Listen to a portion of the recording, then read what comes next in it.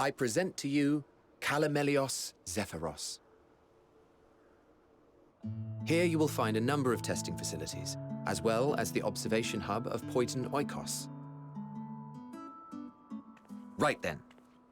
Let's begin by...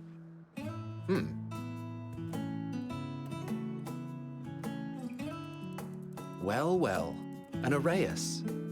How delightful.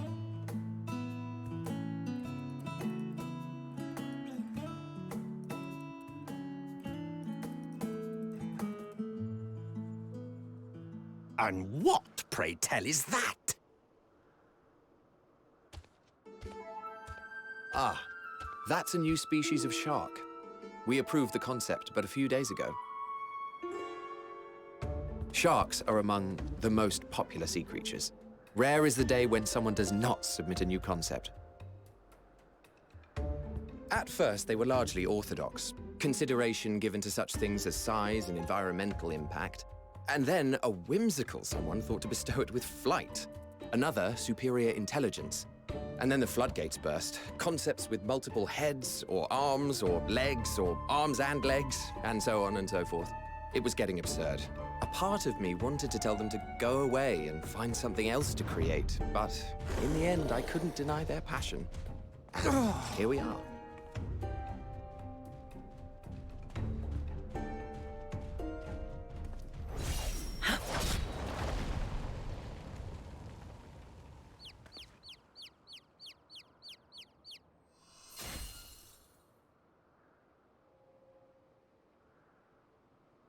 That was too close.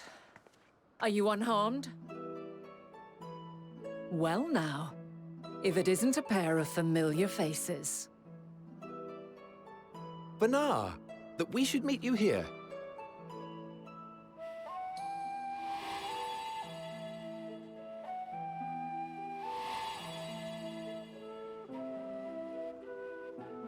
As I mentioned earlier, the better part of the convocation holds that when we retire is when we return to the star.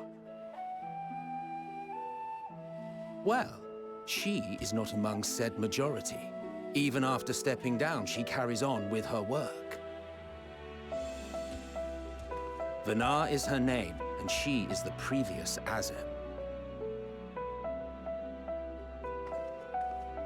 It has been a while, Hythlodaeus. You look well. Less so, Emmet Selk. I dare say the lines upon your brow have both deepened and doubled in number. A shame for one so young. You must make an effort to frown less often.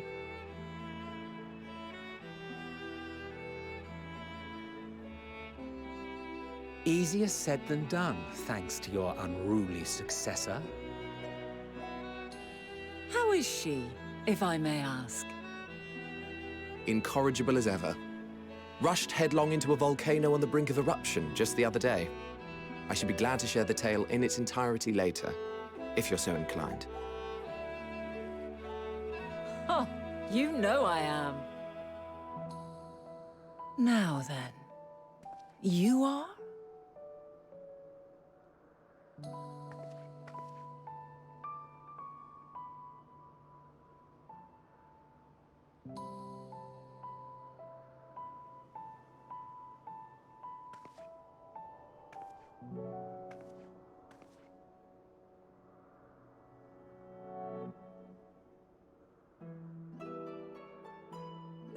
I say, have you perchance come from the future?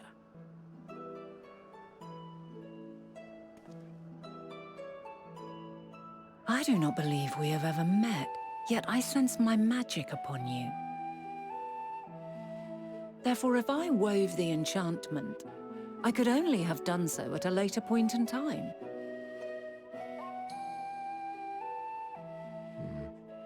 What manner of magic is this, if I may ask?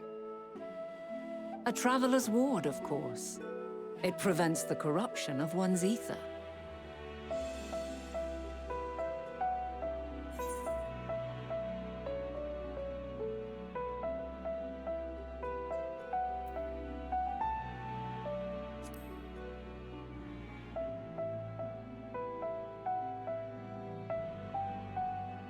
Primals, you say?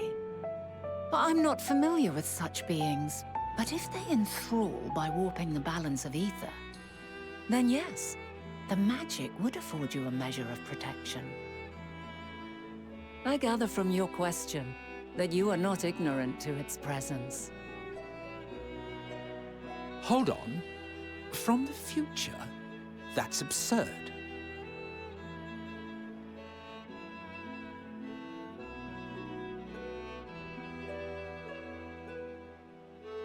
What is it? Are you unable to speak of the matter?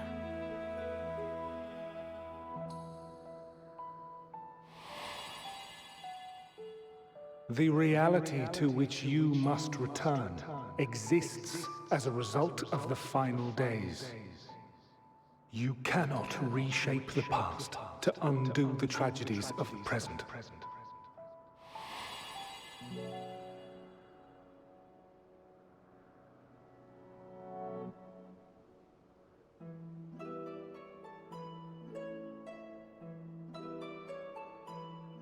So, your actions here will not change your history, but they may yet affect the course of ours. How very exciting! I'm quite fond of delving into the unknown, and there's naught more unknown than the future. Until a moment finally arrives, we cannot know for certain what will come to pass, regardless of our supposed foreknowledge, so you needn't worry for us. More importantly, that you should go to such great lengths as to travel unto the past bespeaks the gravity of your quest. Will you not reveal it to us? Mayhap we can be of aid to your cause.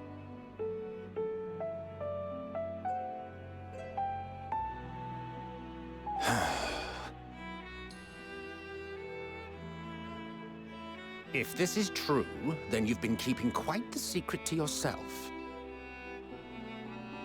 As a representative of the Convocation, I will hear it all. Your identity, purpose, everything.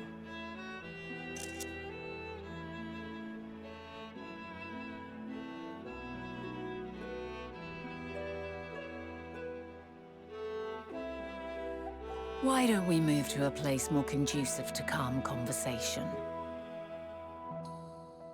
I've been working here for some days now at an old friend's behest. If it is agreeable, we may make use of my accommodation at Poiton Oikos.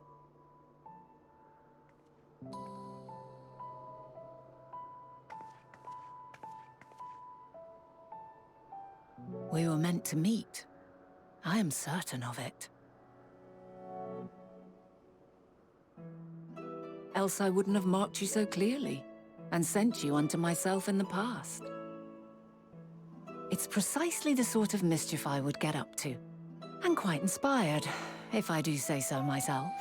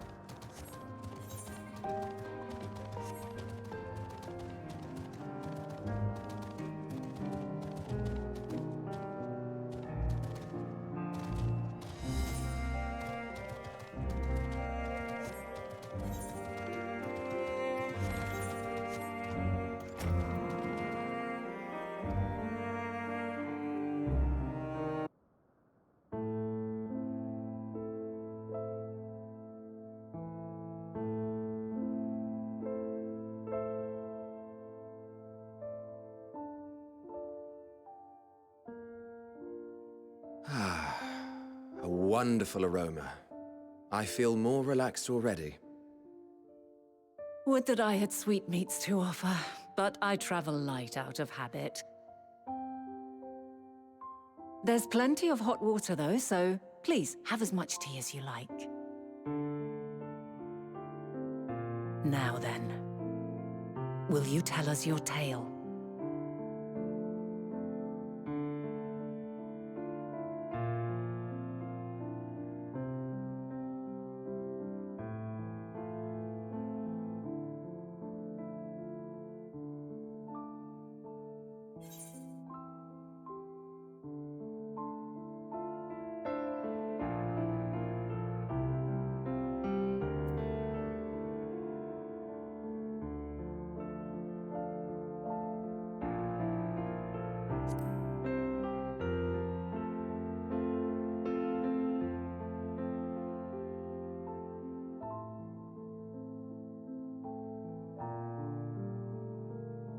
Why don't you start from the beginning?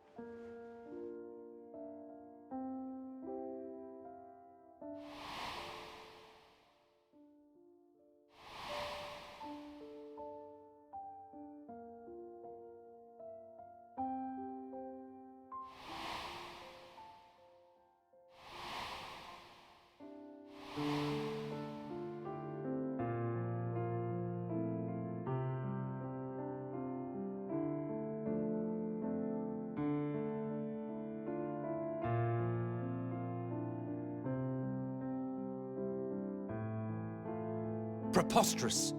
Utterly preposterous. While not the words I would have chosen, I too have my doubts. Much of it borders on the incredulous.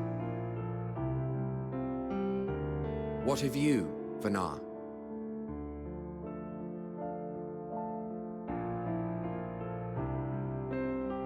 Not knowing the precise details of the first final days, it is difficult to determine the veracity of the tale.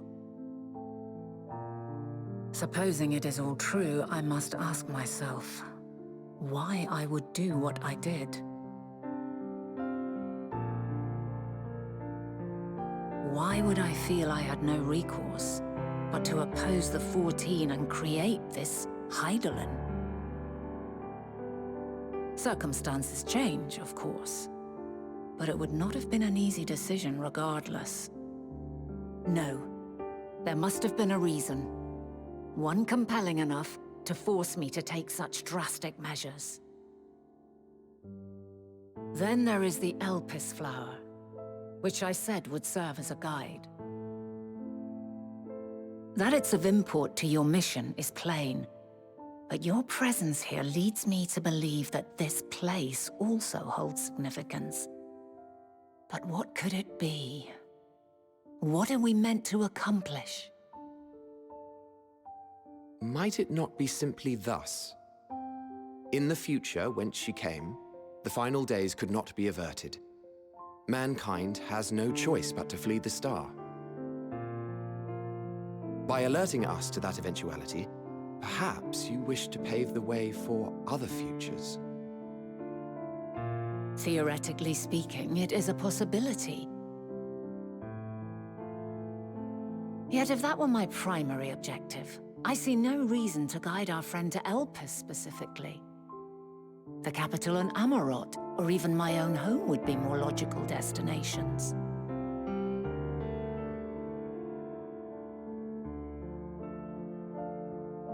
True. I note also that Hydaelyn did not specify a point in time to which she must return. By this, it may be inferred that it was not critical that we should meet. Alternately, she had reason to believe that our paths would converge, coincidental though it may seem. This is quite a puzzle, and we do not have all the pieces. Hardly any. But we do have one immutable fact.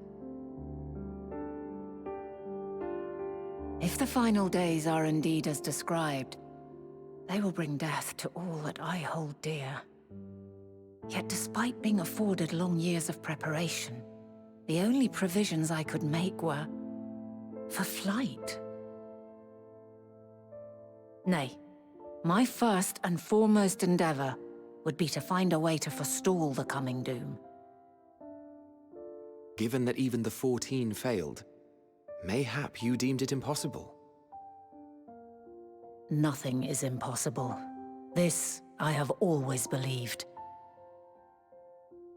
And if Hydaelyn is indeed me, she would believe the same.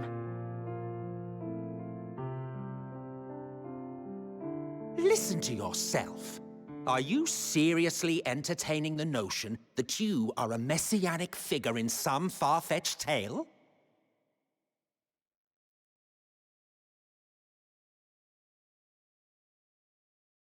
Well, I will not. I refuse to accept that our world could be undone by some unforeseen calamity. I also take offense to my portrayal as a megalomaniacal madman. To sacrifice oneself for the star is a noble act, and I would hold those who gave themselves to this zodiac in the highest esteem. Yet, you claim I recreated Amarot and populated it with phantoms of our people? A bizarre indulgence that would be insulting to their memory. Worse still, I even invited you there. Literally invited my own downfall. Why would I do something so idiotic and inexplicable?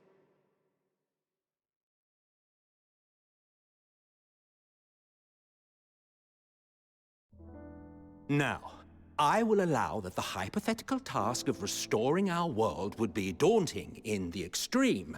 The thought of having to bear such a burden for 1,000 lives horrifies me. But I would never forsake my duty. I would never forsake my brethren.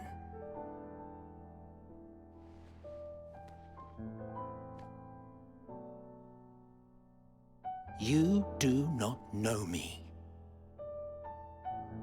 I've had my fill of your fiction. I will return to my duty, and you will not bother me again.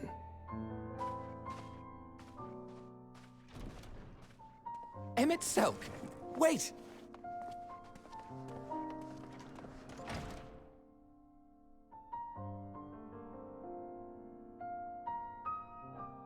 You've seen much of Elpis already. If you have any observations to share, I should like to hear them.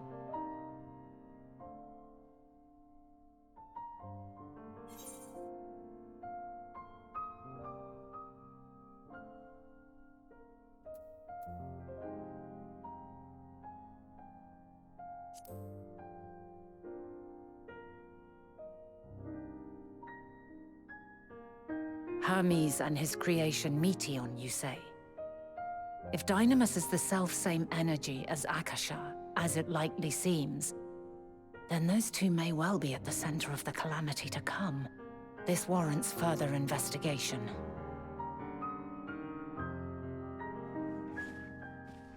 With that settled, tis time for action. The missing pieces of the puzzle are here, I'm certain of it. And when you find them, the picture my future self has painted will be complete, and you will have your answer. And suffice it to say, I will aid you in your quest.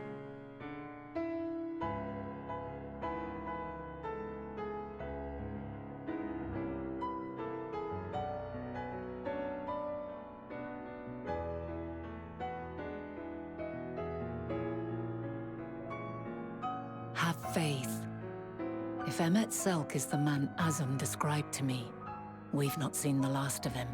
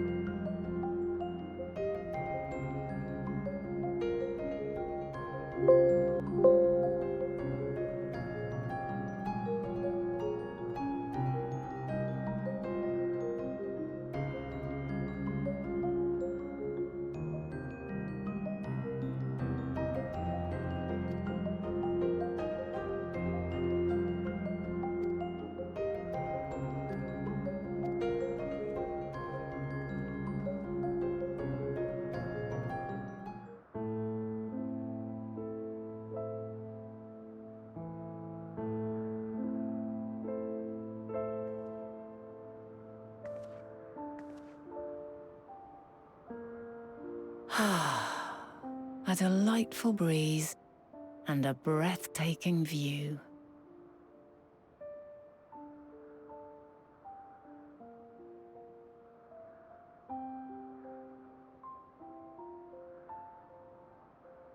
What is it like in the future? Is the world still a beautiful place?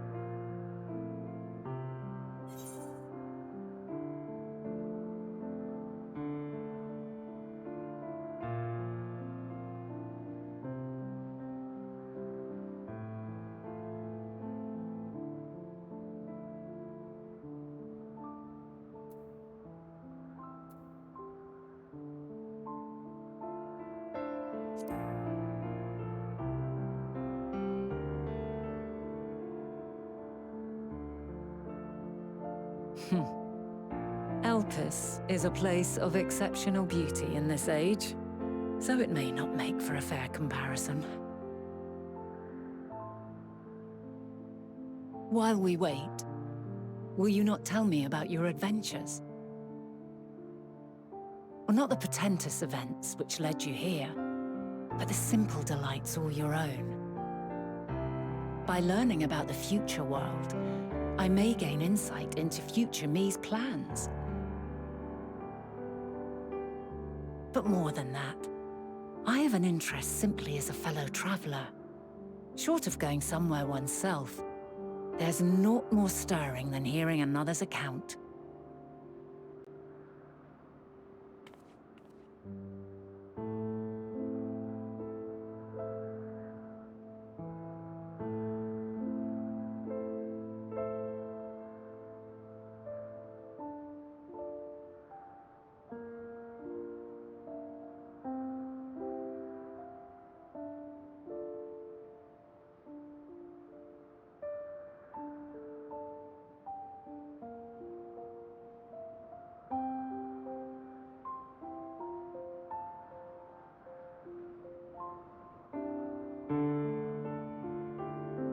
Incredible. Would that I could have been there to see it.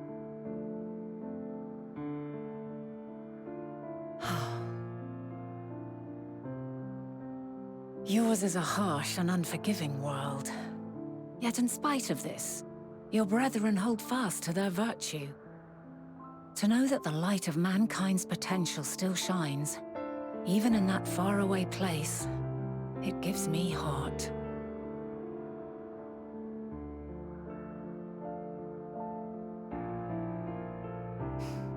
Thank you for regaling me with your tales. I will treasure every word.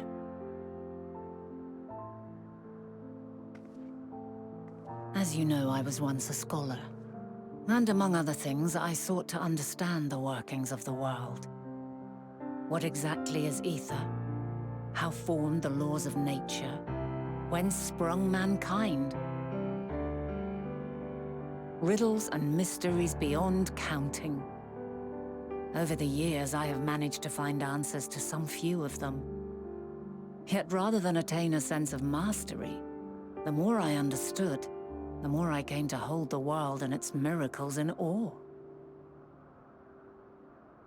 We too are miracles, each and every one of us, born of the warm breath of life that traverses the heavens, swirling through eternity. When I fully grasped the improbability of our existence, nothing felt impossible anymore. If it could be imagined, it could be done.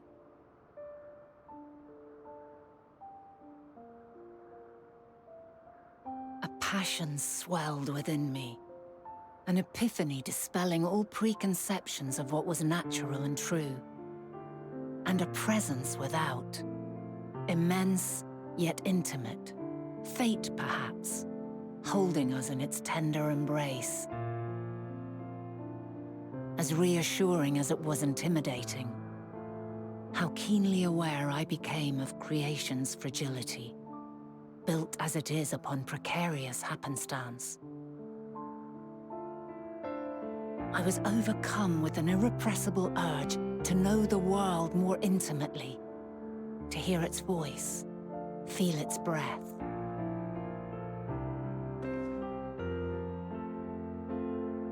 I ventured forth on a journey that very day. So very long ago now.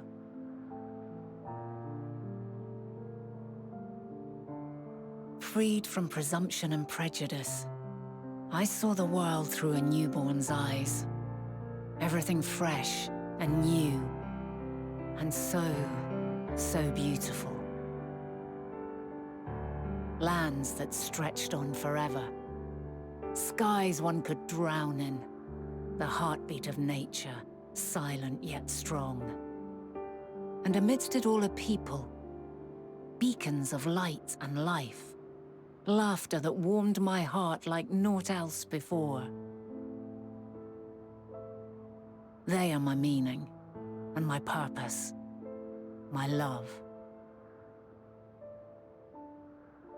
And so long as they need help, I cannot return to the star. Perhaps my future self is still waiting for it. The moment she can let go and walk unto the end. Safe in the knowledge that man will find his own way.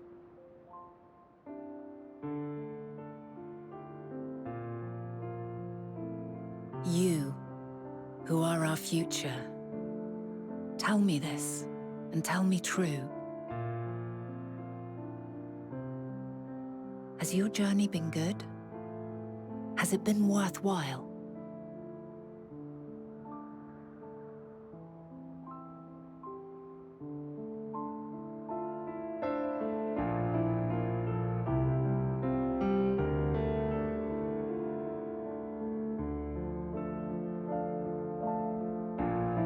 Pray forgive my lateness.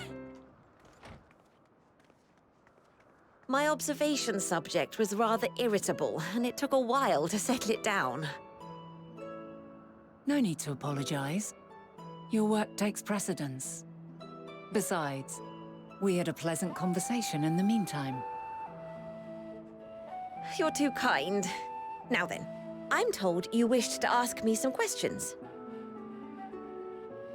Indeed. I've an interest in one of Hermes' creations. Meteon. You witnessed a host of them take flight, yes? Oh, that! Yes, I did. It was in the dark of the morn. I'd left the Thalassai after nocturnal observation. As I walked along, I spied a bright light climbing high into the southeastern skies. Then, in an instant, it was gone.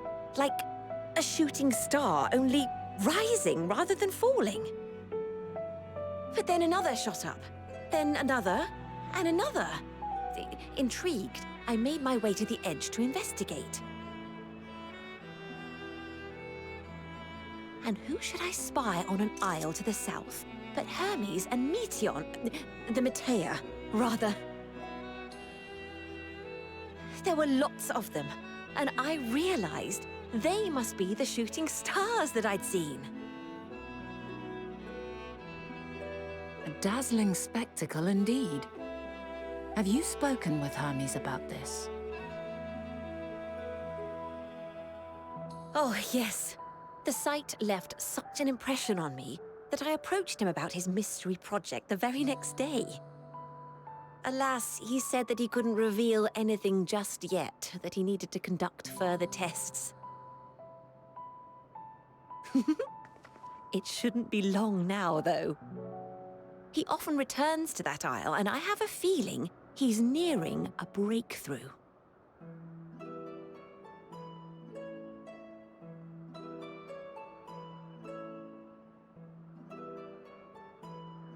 Splendid. We are likewise eager for the details. Well, that is all we wish to ask. Thank you for taking the time to indulge our curiosity. You're very welcome. It's always a pleasure to speak with other inquisitive souls. Oh, and will you be descending now? If so, I shall link the doors for you. Please.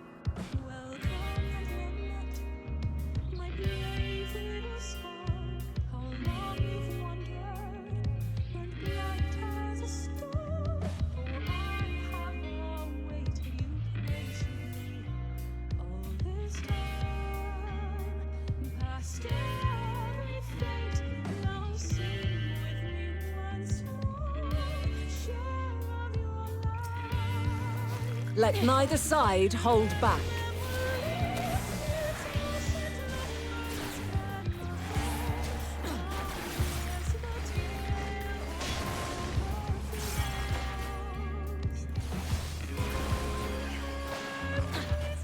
My blade sings!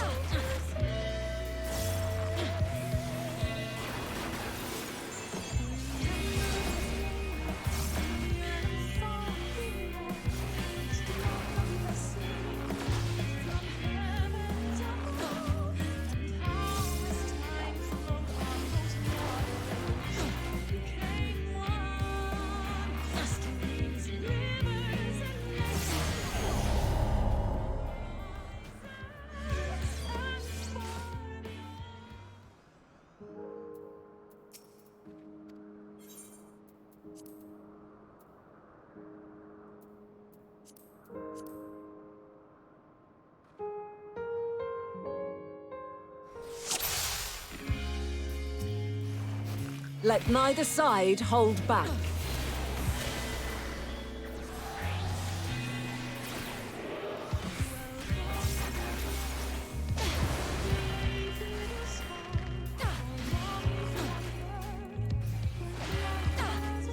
My blade sings!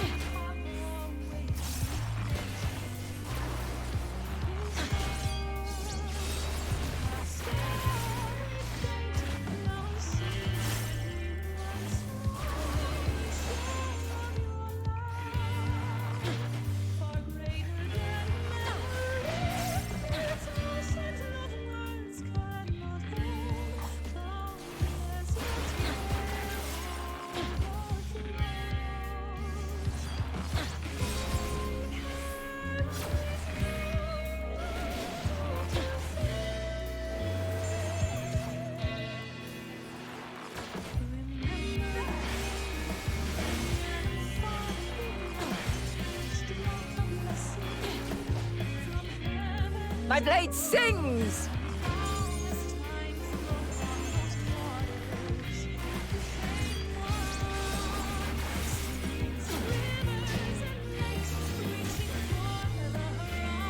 Impressive. I shall have to try something different.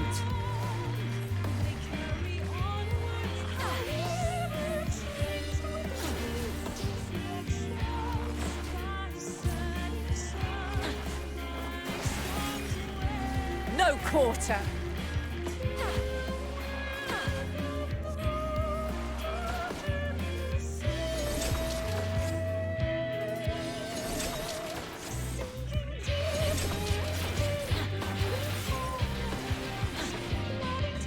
Have a taste.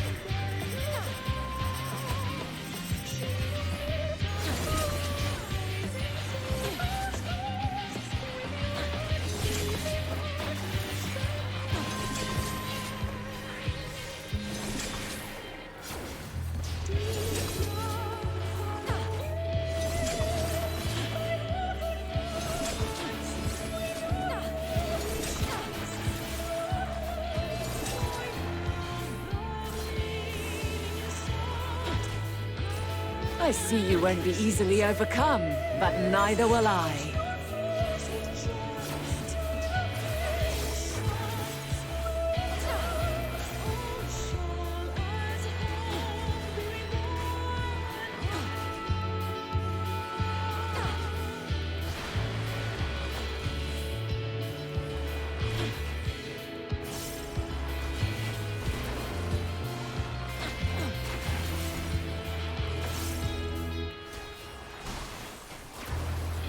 Prepare yourself!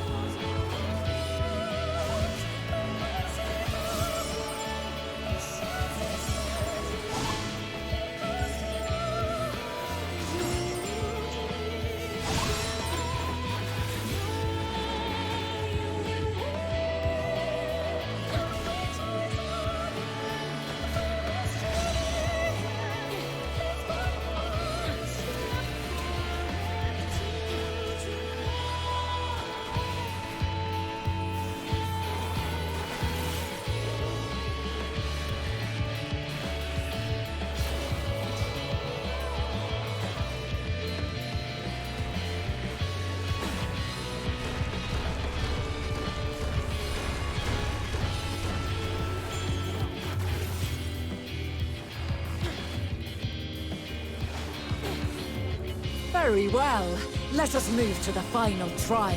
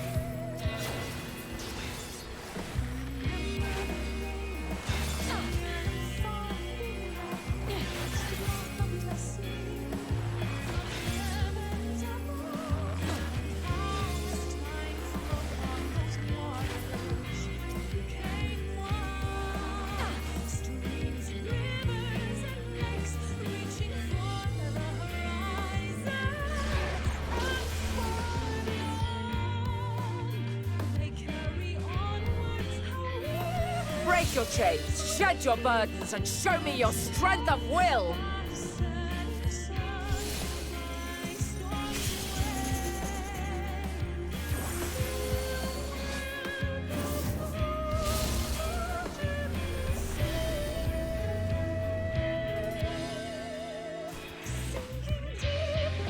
You still stand.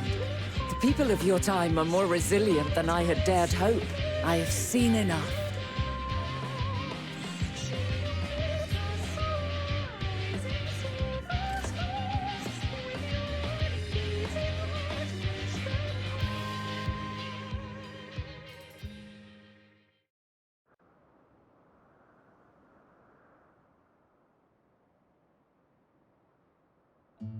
Twas my intent to finish it, but clearly I underestimated you.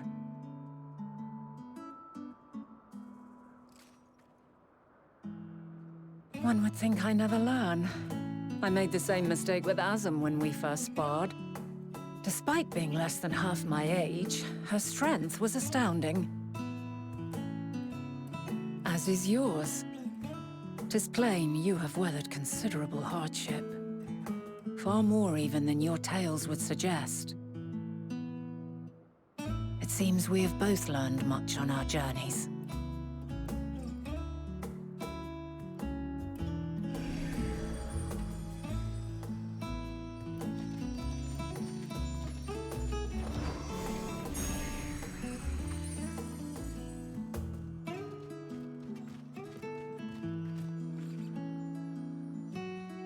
Well now, I dare say he has warmed to you.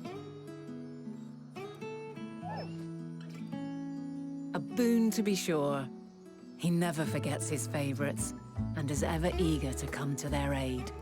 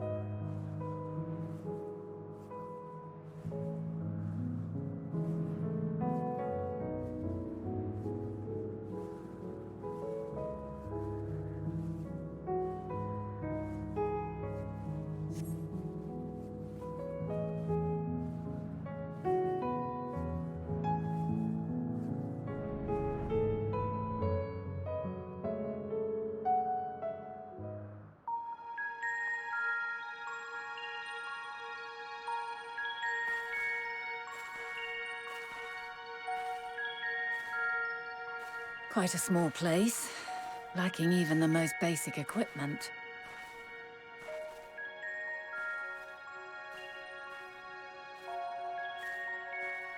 The present may yield no clues, but we may yet try perusing the past. Have you done this before?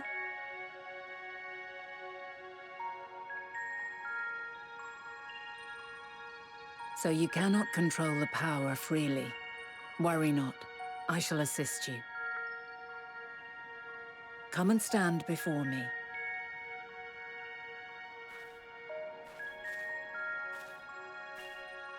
There are two ways to see the past. The first entails peering through the walls of the soul in the moment a subject is recalling a memory. The second requires no subject, and is instead a process of piecing together an event from ripples left in the ambient ether. As memories are etched upon the ether of the soul, so too are they etched upon the ether of the world. In this way can history be preserved. Such memories are given to fading, however, and can prove challenging to visit. But come, let us try. Close your eyes.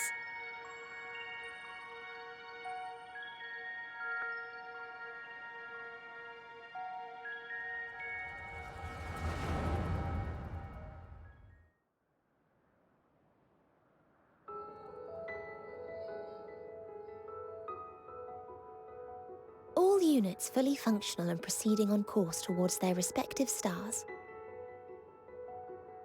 Estimated time to completion of survey is 108 cycles. End of status report. Severing connection with shared consciousness.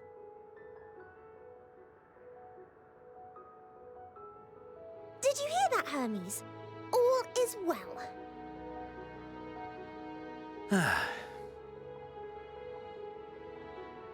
Yes. Good tidings at long last. Every step of the way, I've been reminded how little we understand creation. How the universe defies imagination. But soon we won't need to speculate. We'll know the answers. What others live for. Indeed. And we'll owe it all to you and your sisters. I wonder what answers we will get.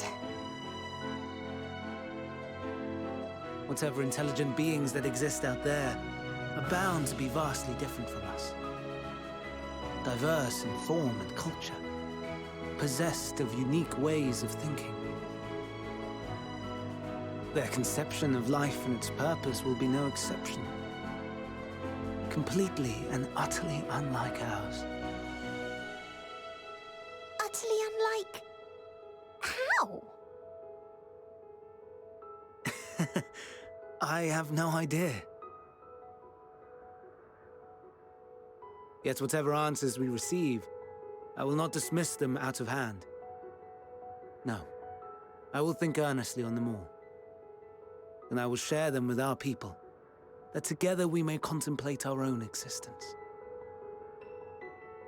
Perhaps then our star will become a better place. Not only for man, but for all life.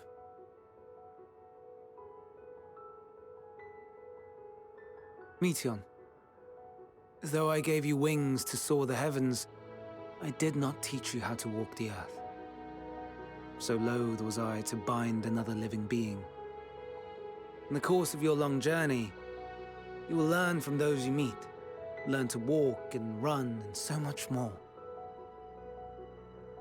And when you return, older and wiser, we will have a celebration to mark your homecoming and coming of age both. Will there be apples? Covered in syrup? And how are you supposed to eat them? Rather than food, perhaps...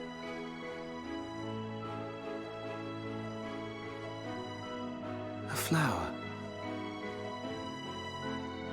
Yes. Upon your return, I will gift you a beautiful flower.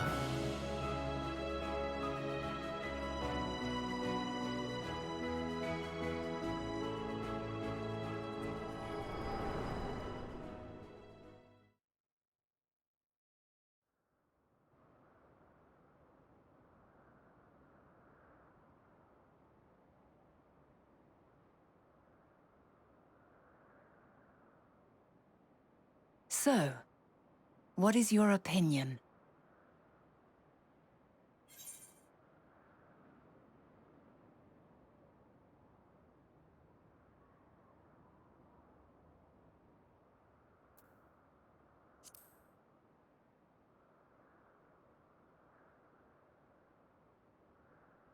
I understand. He is a gentle soul, and well-intentioned. Yet it does not take ill intent to beget ill. We must consider the possibility that something may have gone awry. Perhaps it was oversight, or simply an accident.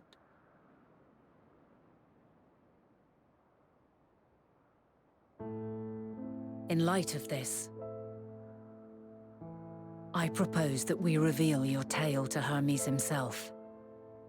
If he does not wish for the final days, as we believe, he may well join us in pursuing a solution.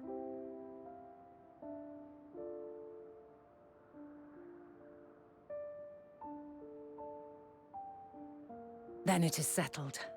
Let us seek out our friend with all swiftness. 'Twould not do to let such a pure soul be blackened by tragedy.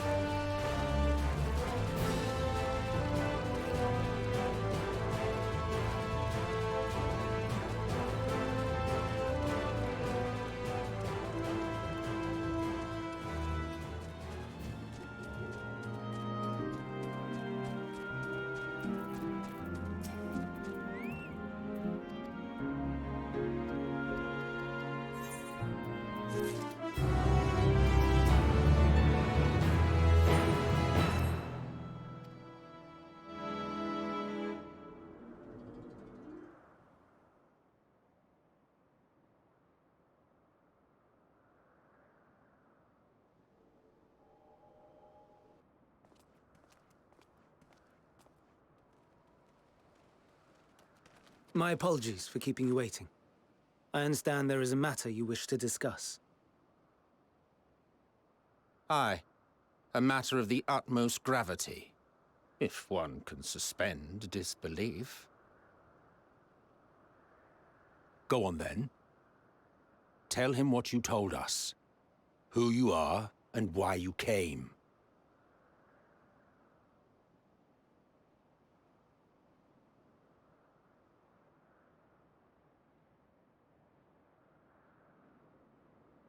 The final days.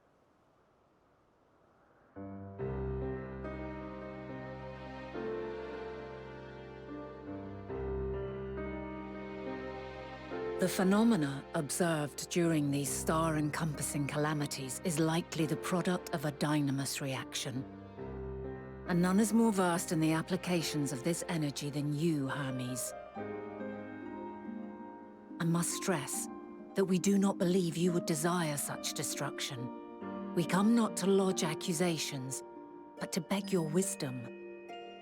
And so, distressing though the exercise may be, I ask that you share with us your opinion on the matter, on the assumption that our visitor's tale is true. Even you, Vana.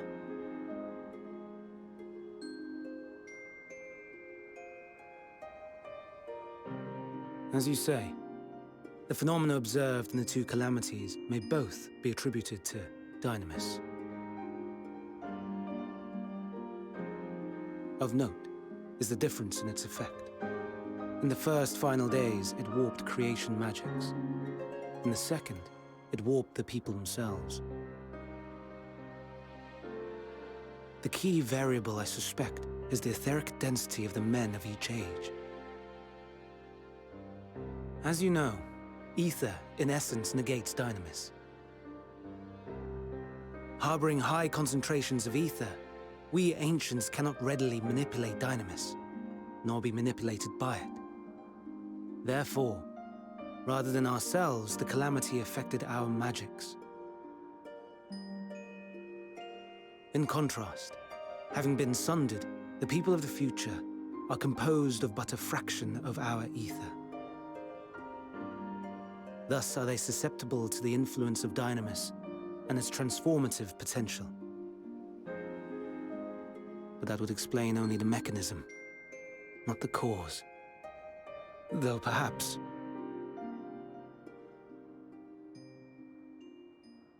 What is it? Even should it be a hypothesis, we would hear it.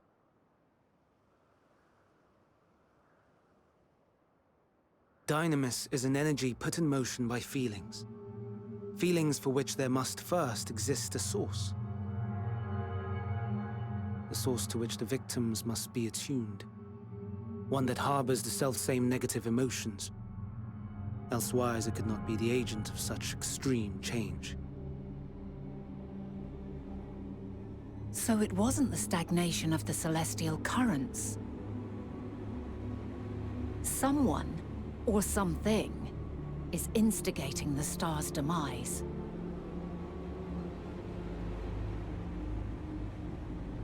So, we've a villain on our hands after all. Any idea who or what it could be? The celestial currents comprise the outermost layer of the star's ether, encasing it like a protective sphere. According to your tale, it was where the currents were weakest that the phenomena first manifested. If the inciting factor came from without Aetheris, then its effects would first be seen in those locations.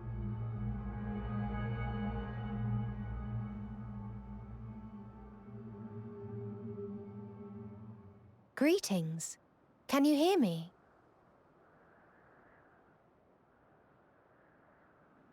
Do not be alarmed. I mean you no harm. I wish only to hear your words, share your feelings, know your thoughts. May we please be friends? Meteon. What is it? executing scheduled tasks, suspending individual self and connecting to shared consciousness. Connection established. Commencing status report.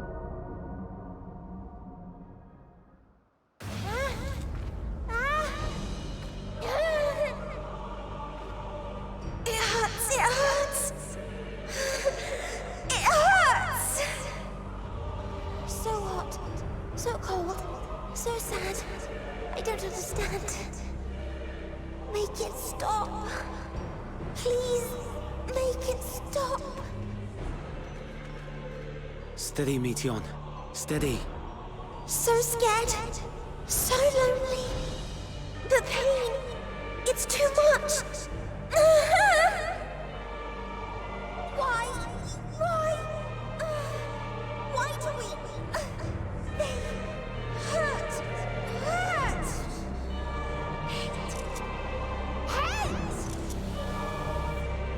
This is wrong. All wrong. She has altered her etheric density in order to blend in with her surroundings, an ability for avoiding confrontation. Most effective. Frustratingly so. I can't see her either. Not even a trace. Stay away. Please. This is wrong. My mistake. So please.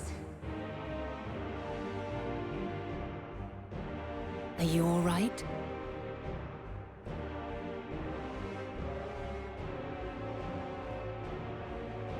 In your mind? No. We only heard her speak the instant before she vanished. Of course. When communicating without words, Meteon also employs dynamis. That will explain why you were able to hear her when we could not. Then you are our best chance of finding her. Follow her voice and try to track her down. Hindered though we may be, let us split up and search as well.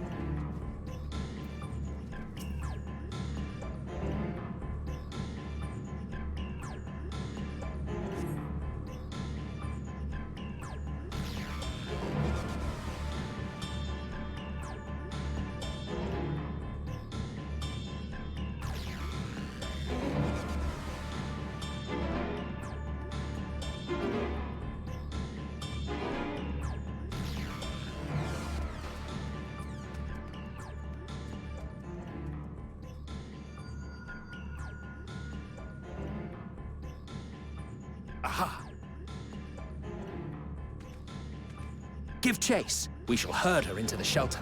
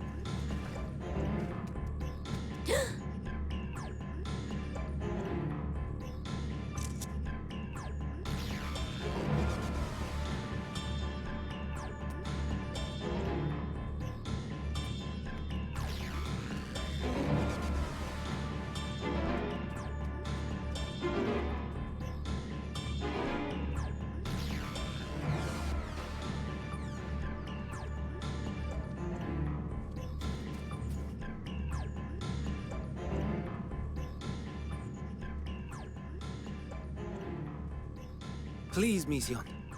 We must speak.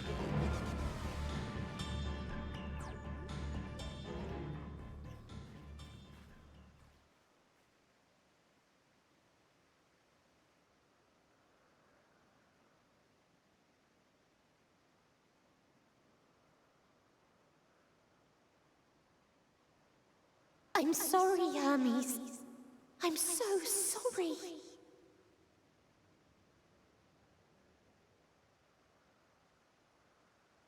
If someone can hear these words, then please...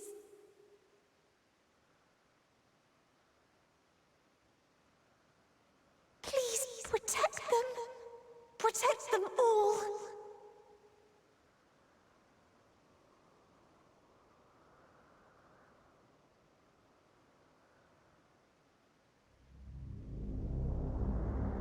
Individual self-suspended. Connection with shared consciousness stable. Our survey is complete. We shall now report our findings.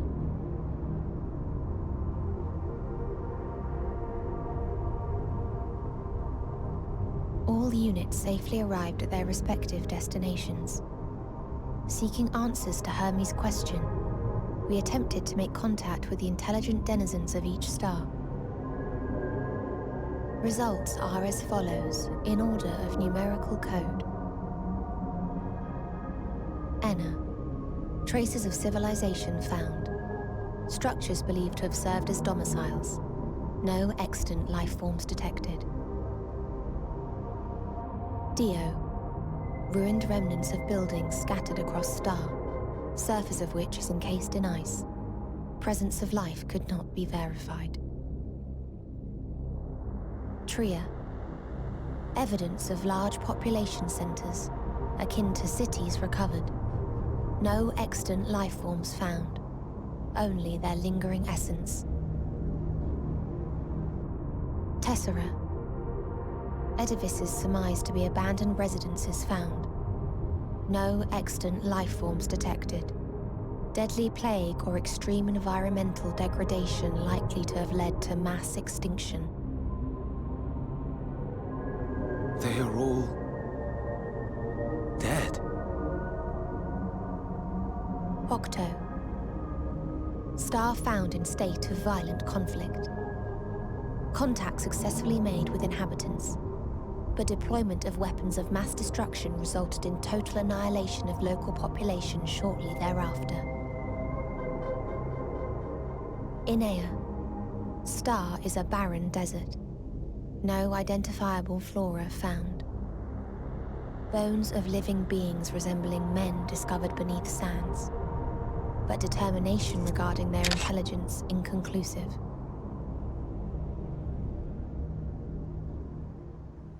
Remind me, Hermes, what exactly was the question you entrusted to Meteion? I tasked her with asking what others live for.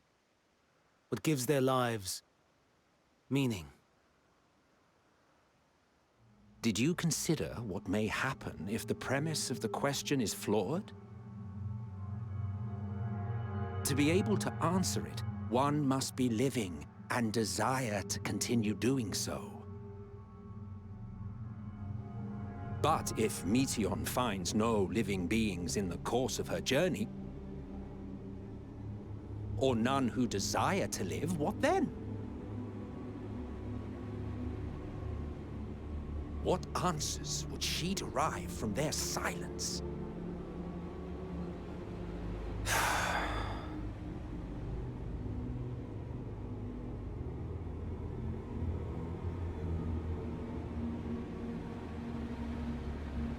Meteion, enough! Suspend your mission and return hither at once. Decapente. Local civilization once flourished under auspices of higher power. Said power later laid waste to civilization in fit of rage. Upon revealing this to me, entity elected to self-terminate in lieu of providing answer to question. No other intelligent life forms found. Turning a deaf ear, are we? We are taking Meteion back to Amarot. As I understand, we will need her if we are to bring back all of her sisters. Yes.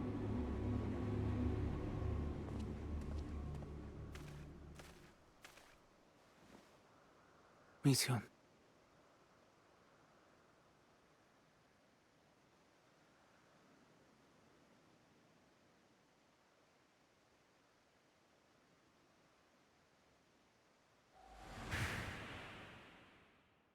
It isn't right, is it? It isn't right to turn away from the answer. Even if the answer is pain.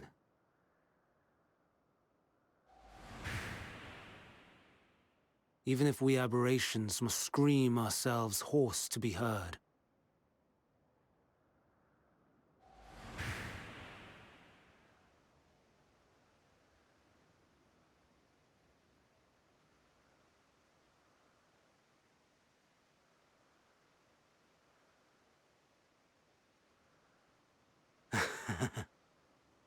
Aye.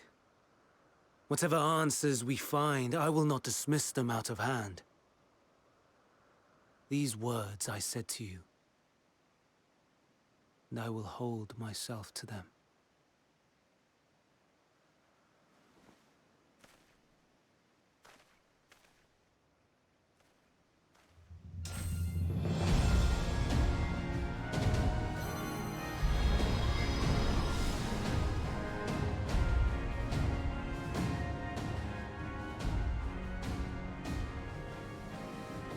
What is the meaning of this? You cannot take Meteon, not until she has finished her report. All else must wait.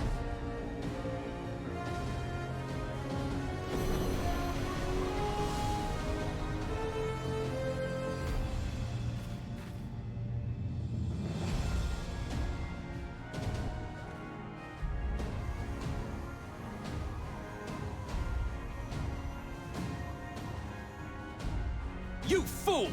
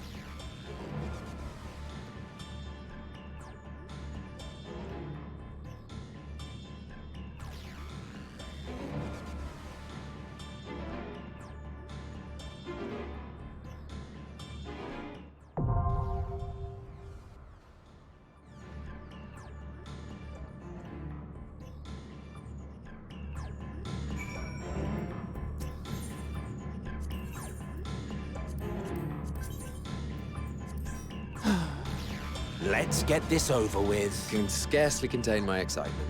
Come, let us be off.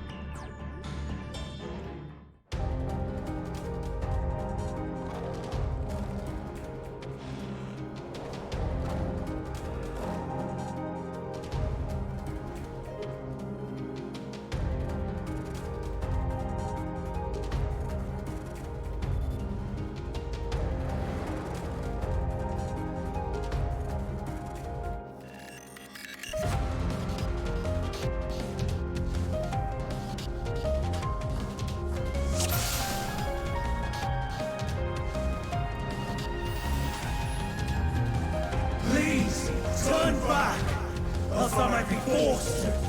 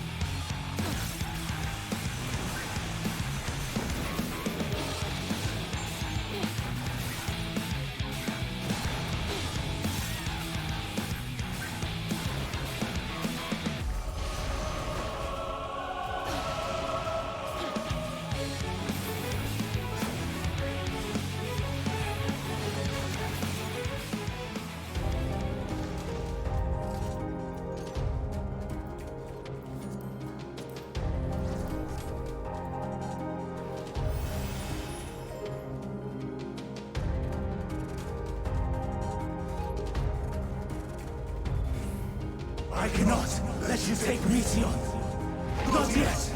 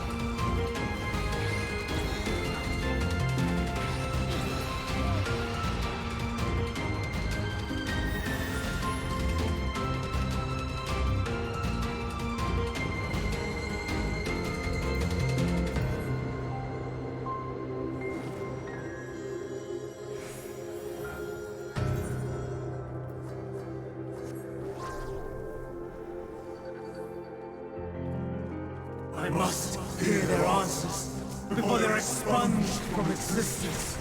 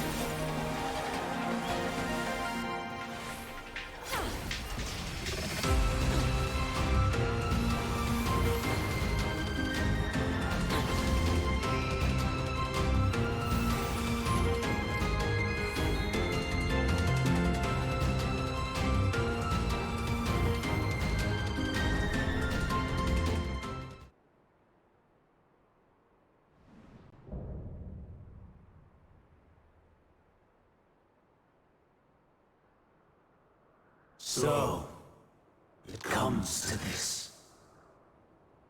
I have no wish to fight, but this time, I cannot yield. Though the world may think me a mad, desperate fool, I will hold fast to my conviction.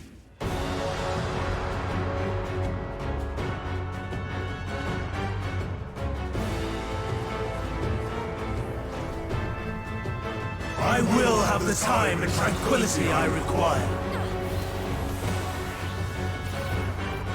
Gust and gale, gather to me!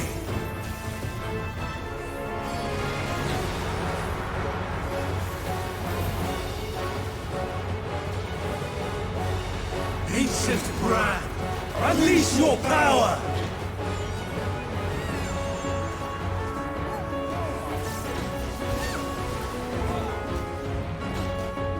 Dancing winds, pierce my foes!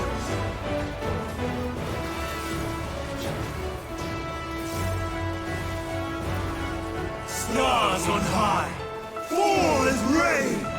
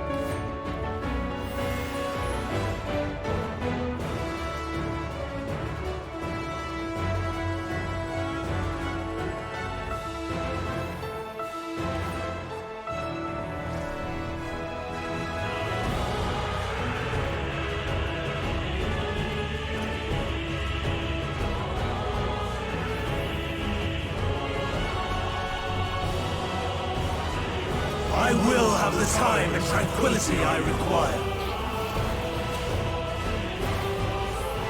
Gust and gale, gather to me!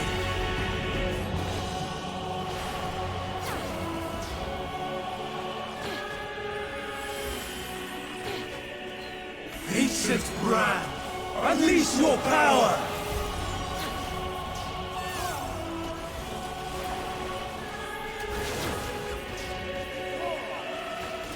Dancing winds, pierce my foes!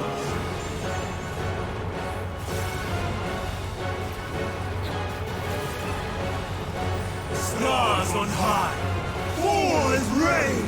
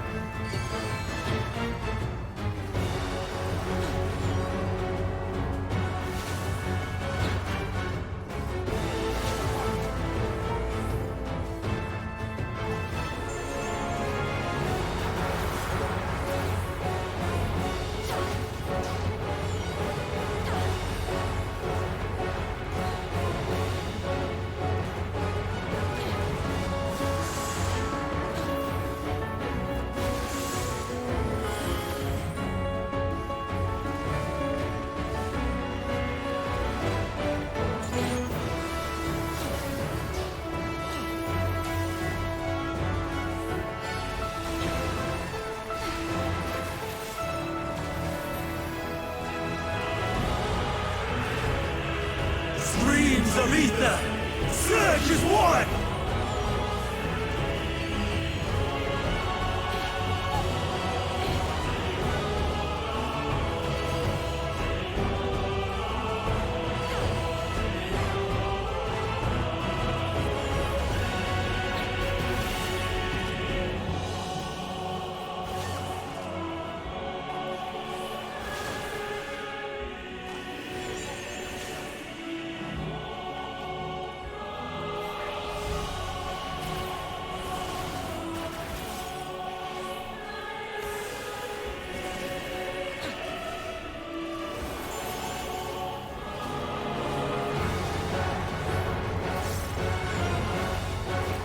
Rising winds, pierce my foe!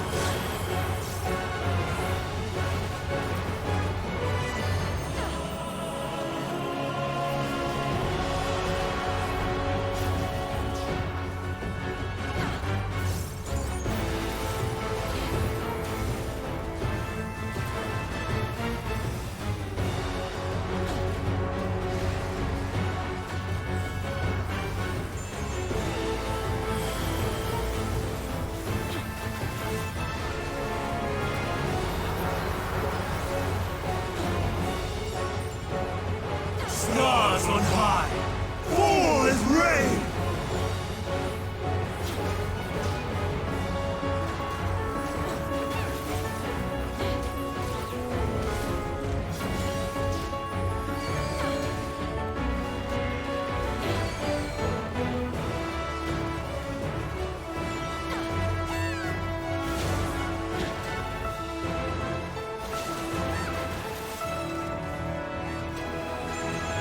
Even when transformed, but I am not finished yet.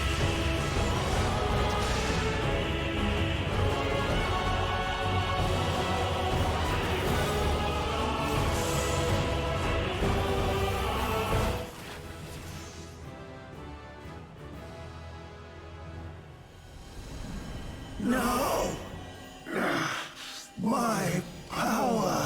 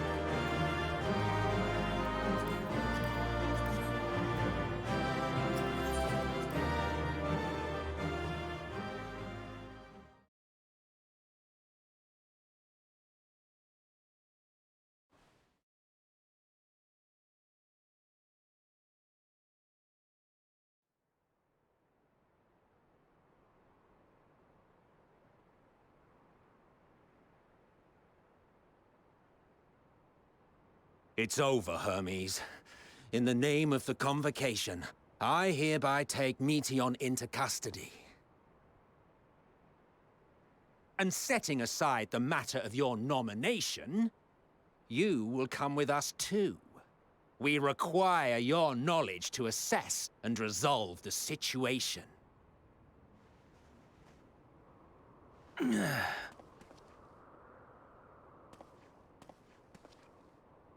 Meteion, I am so sorry. Would that I could have listened to your report in full. Reflected upon its meaning and conveyed it to others. That they might reconsider their chosen course. But I have failed. And that wish will never be realized. However, ere our fates become the province of others, I bid you tell me just one thing. Was there happiness in those distant stars? Was there a reason for living?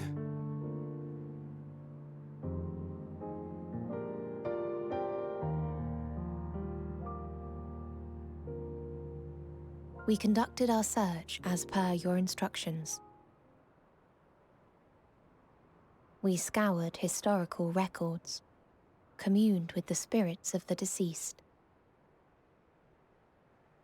heard the final testaments of the dying, welcomed their shadowed hearts into our own. One race had striven to create a world bereft of animosity. They renounced relationships to avoid interpersonal strife, and in so doing brought about societal collapse. One race had renounced war and devoted itself to the enrichment of its people. They were conquered. Though they destroyed the enemy in reprisal, they could not regain their former glory. One race had concluded that finite time was the root of all woes. Aspiring to shatter its shackles, they went in search of infinity. They discovered nothing is infinite, and that neither time or death can be cheated. Disillusioned, they gave up on the future and themselves. One race had discarded all things that gave rise to sorrow, hoping to have only joy. They found joy lost its savor in the absence of sorrow, and lost their will to live.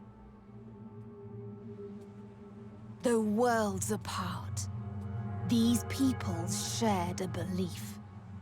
The belief that they had tried their best. That they had tried to fulfill their potential with every step and success. In the course of which, they learned the truth. That they would never be free of fear and sorrow, anger and despair, of loneliness, so long as they yet lived. Even now their souls cry out for oblivion. And to this song of anguish, I lend my voice. We lend our voice. Oh, beloved mankind, shimmering jewels of beautiful Etheris, rejoice, for we will free you from the cruel yoke of existence. There is no need to struggle in vain, for in nihility awaits salvation. You will know peace and serenity, and it will be beautiful. We will make our nest at the edge of the universe, and there in the dark of dead worlds hoard sorrow and suffering. There we will sing, our chorus ever louder and ever clearer, that our song may reach even this ether-shrouded star. Such is the answer we have found in the stars. Such is the gift we now offer to Etheris.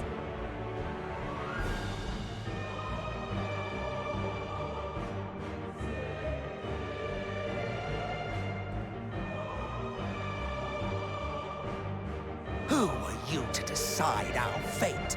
To decree we live or die?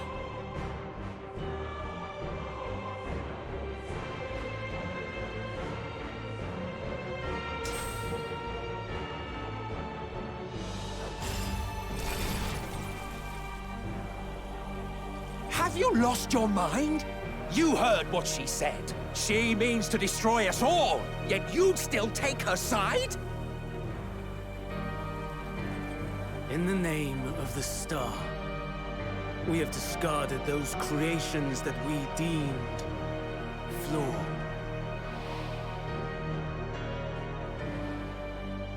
If we ourselves are flawed, does not stand to reason that we too should be discarded. That is sophistry, and you know it! Perhaps it is. Perhaps I am wrong. Who is to say that you are right?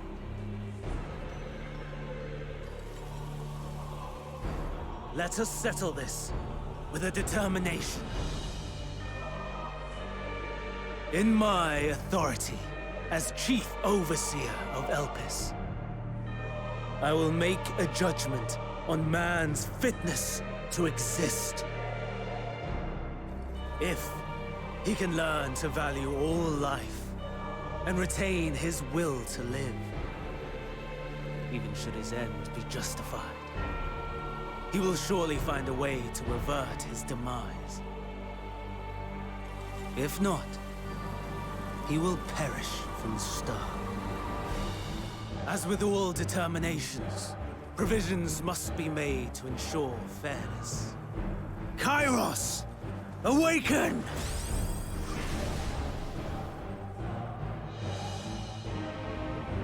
Memory reconfiguration system Kairos activated. Awaiting instruction. Command. Universal memory alteration. Target area. Catesis Hyperborea.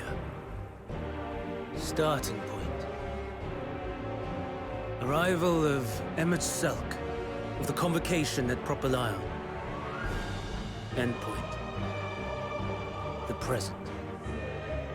Erase the memories of all events, and replace with a vague recollection of the following. I was here, preparing to demonstrate the functionality of Kairos to Emmett Selk and Hythlodaeus. Meteon's shared consciousness became unstable. She and her sisters could not sustain their existence, and all dissipated with a burst. The resultant shockwave accidentally triggered Kairos, which erased several days of memories from all present. Execute. Command acknowledged. Initializing. 3 processes remaining to execution. Bravo.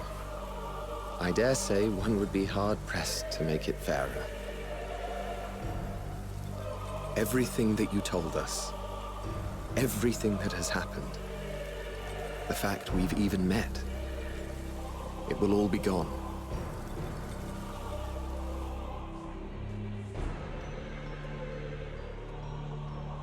Go, Meteon.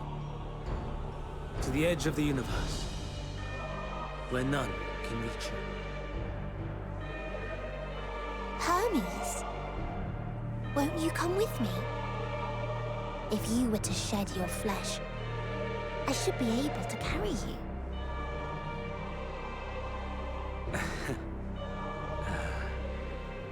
I will remain. As a man, I will oppose the oblivion you bring. Silly fool. Had you said yes, I would have granted you the gentlest end.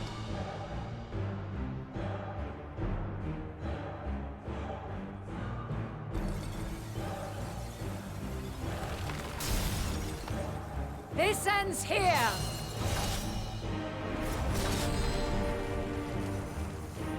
Fly, Meteon!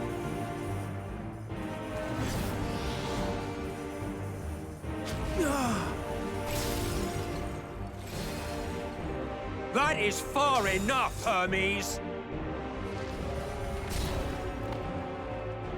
Argos, to me!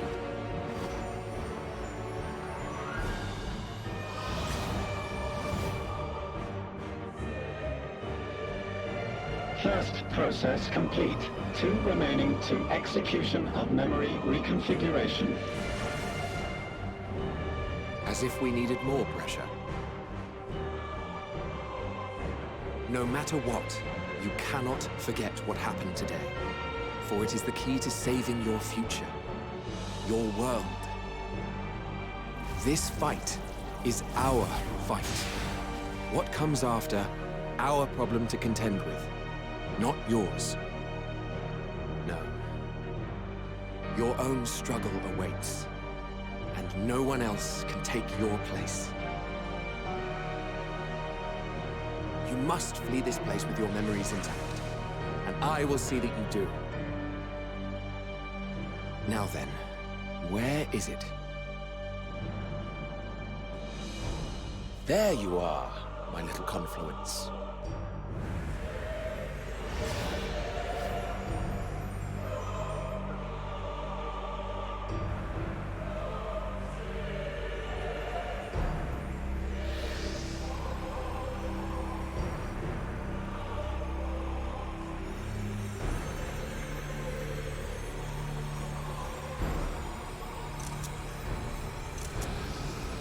Almost!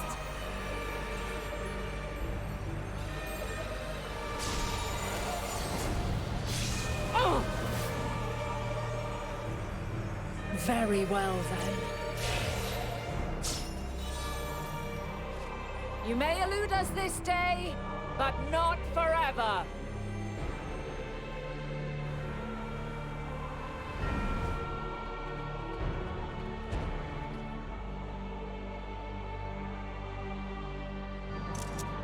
Meteon's gotten away. Second process complete. One remaining to execution.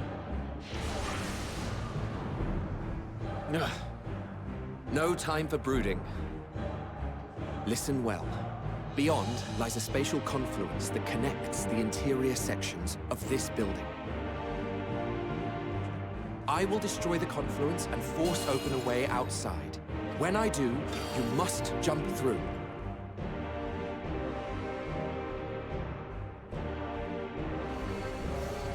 I cannot tell you how sorry I am. But neither can I let you escape!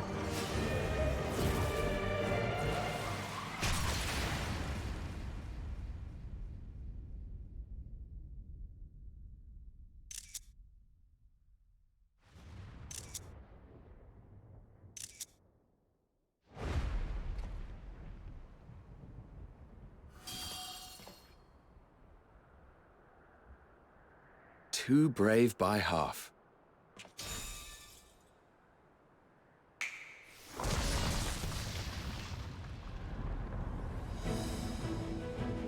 Exemplary work, as always, Emmett Selk.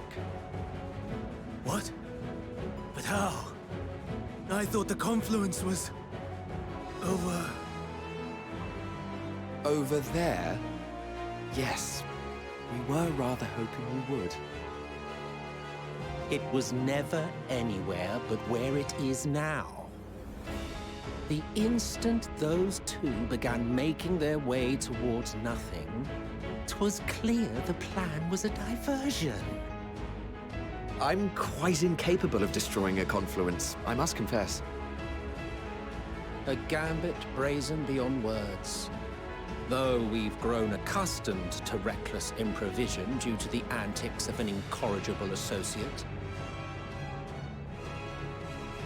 Though, in the case of certain present company, incorrigible is an understatement. Honestly, I'm beginning to suspect it's a requirement for every Azen.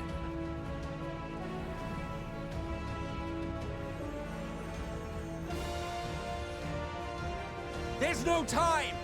Quickly! Even now, I do not believe your tale. I would not suffer us to walk such a wretched path. Still, if it must be said,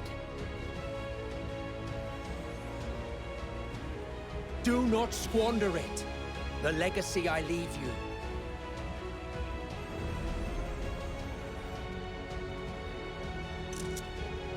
Final process complete. Executing universal memory alteration.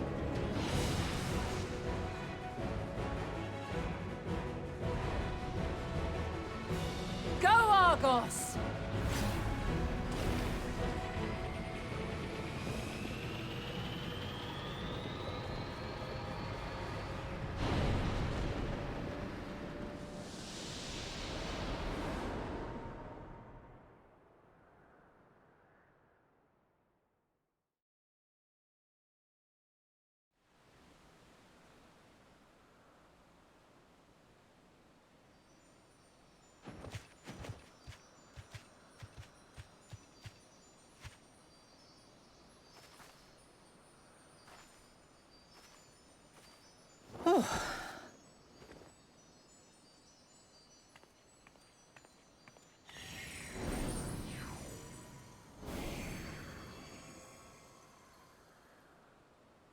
I'm fine. Just a little tired.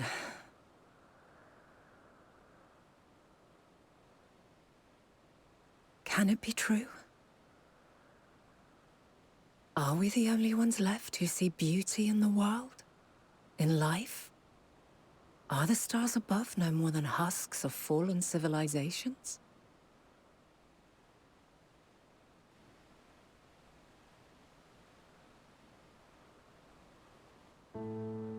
And yet...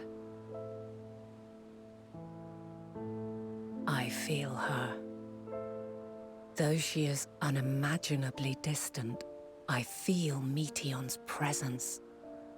And the place where to we must go. Ere she made good her escape, I placed an enchantment upon her. One which allows us to follow her trail. She has already left the outermost bounds of Aetheris, and continues on her way. Given the vastness of the universe, it will still be no easy feat to track her down. But thanks to Emet-Selch and his Ladeus, all is not lost. We remember. So long as we remember, our fates remain ours to shape.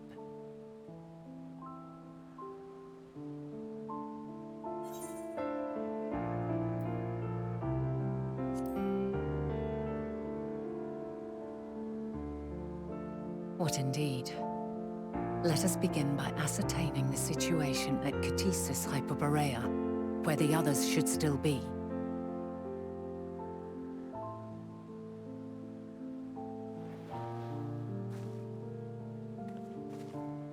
Given the likely state of their memories, however, it would be imprudent for us to approach them directly, in which case...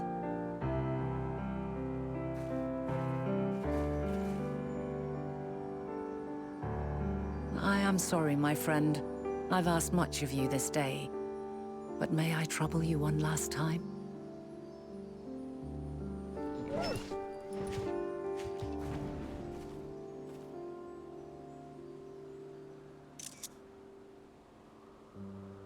Argos will investigate in our stead.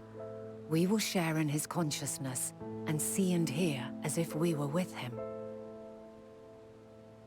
Now, close your eyes and open your mind.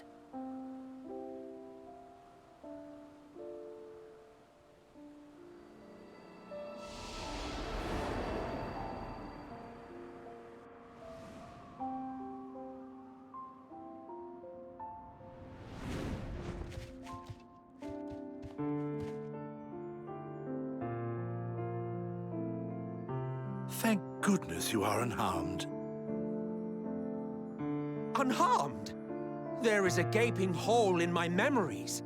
I can scarcely remember arriving here in Elpis. Forgive me. I was preparing to demonstrate the functionality of Kairos to our guests. But Meteion, her shared consciousness became unstable. And she...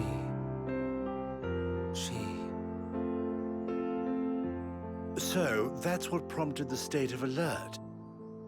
And when you went to investigate, you were caught in Kairos's accidental operation. So it would seem. It's all a blur to me. Such an unfortunate accident. Oh, and what of Vinar and your other companion? You went inside together, as I recall. We did?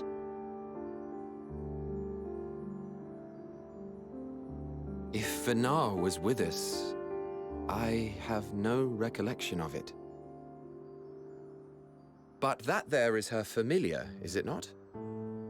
The fellow seems happy enough, so I think it's safe to assume his mistress is well.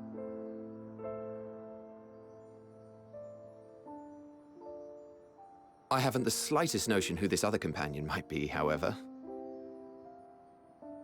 Ah, well, that individual struck me as a bit different, for want of a better word. Perhaps it wasn't actually a person. but some manner of creation. Curious. I must ask Venara about it when next we meet.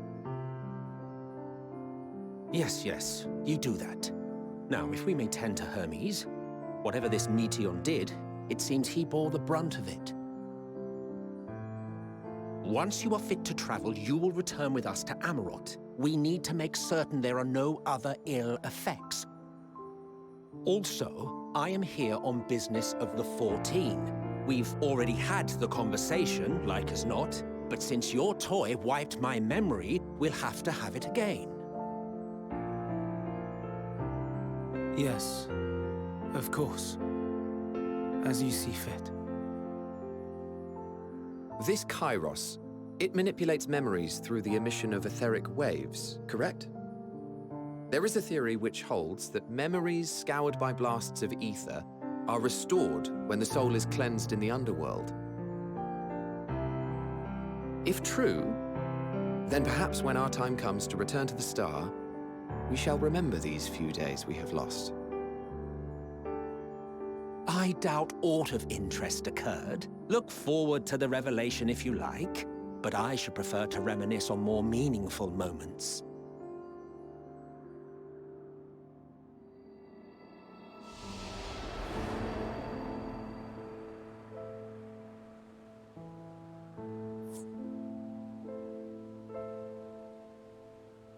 Let us rest, if only for a while.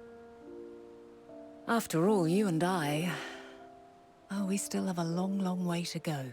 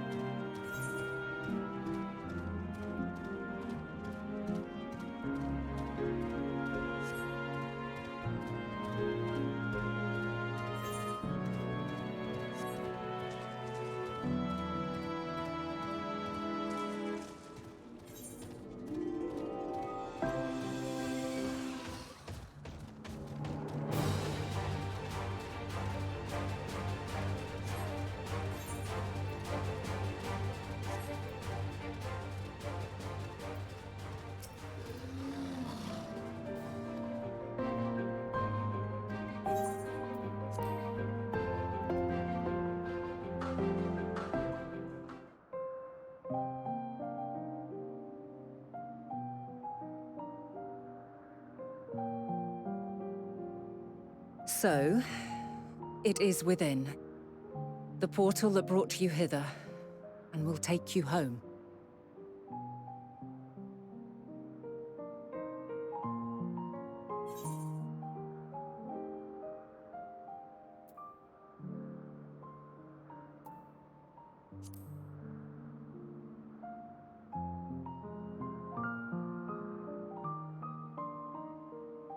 May you and yours emerge triumphant. Make use of the knowledge you have gained, that your days in Elpis and our friend's sacrifice be not in vain.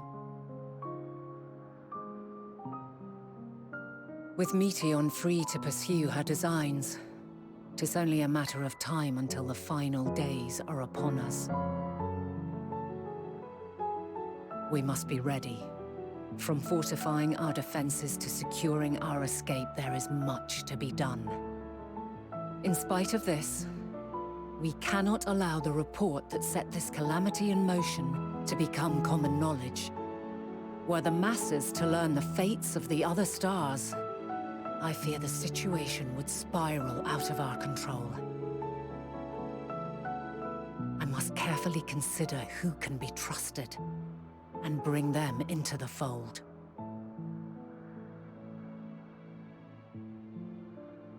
Ordinarily, I wouldn't hesitate to call upon the 14. However, it was the desire for a fair determination that drove Hermes to attempt to erase our memories. Were he made aware of his actions, there is no telling whether he would remain a friend or become a foe. Alternately, we might try to alienate him from the convocation. Yet in doing so, we would deprive ourselves of a brilliant mind who would be invaluable in the crises to come. Quite the dilemma. Which is why I must work independently of the convocation. Regardless of how we proceed, if we are to permanently avert the final days, we must be equal to Hermes' challenge. We must prove that mankind is worthy to exist. And this hinges, I think, on how we confront the all-consuming despair that accompanies a senseless and seemingly inevitable end. Bewildered and divided, we would perish like the peoples of those celestial ruins. We could not hope to survive the final days, much less take the battle to Meteion at her nest. We must find a way to defeat despair, to unite and prepare as many as possible for the struggle ahead.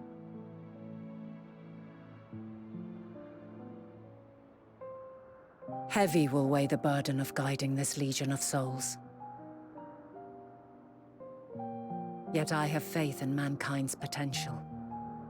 As long as he believes in himself, there is naught he cannot achieve. So I will not give up on him, on us. You may find your world to be very different, or perhaps the erasure of our friend's memories has sown the seeds of a conjunction between us. We cannot know until the moment is at hand. So shall I strive to do my best, taking naught for granted as I walk my path.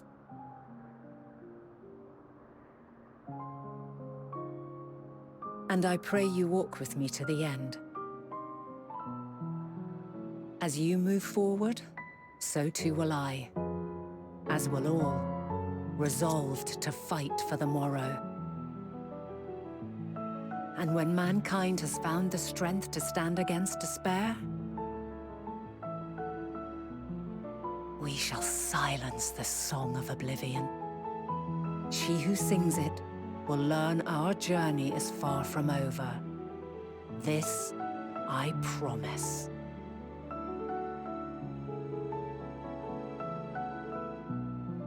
Fare you well, my light of the future, till we meet again.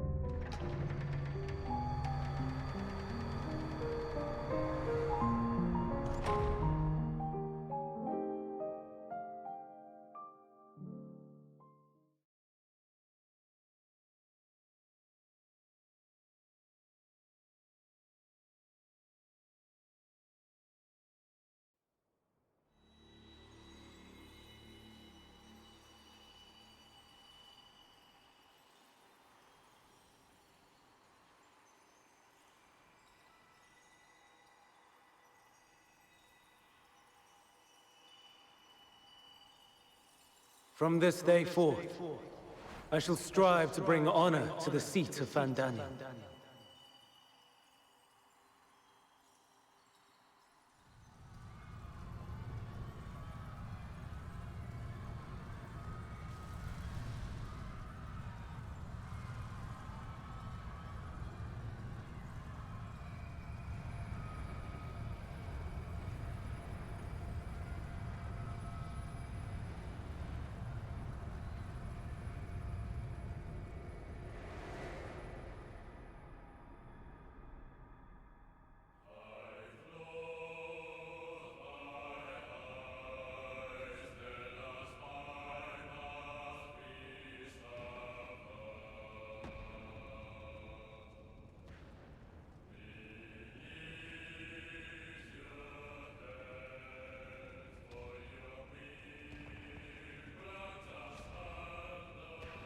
Even now, I remember standing there, locked in a moment where the sky is aflame.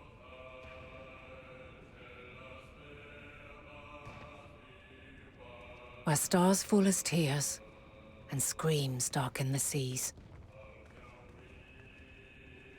Where resignation rots the trees.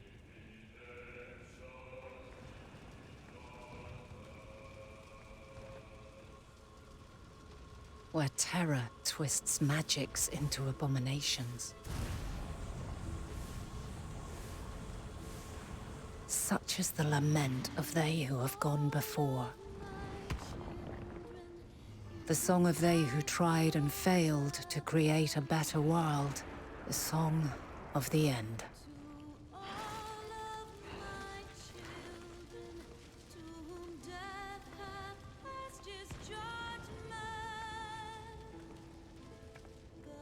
That which hides at the edge of the universe is no longer hope's creation.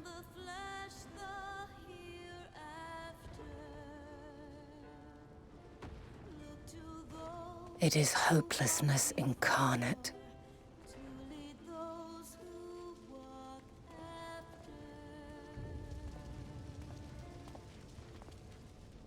That day, mankind saw half of its number sacrificed to bring forth Zodiac.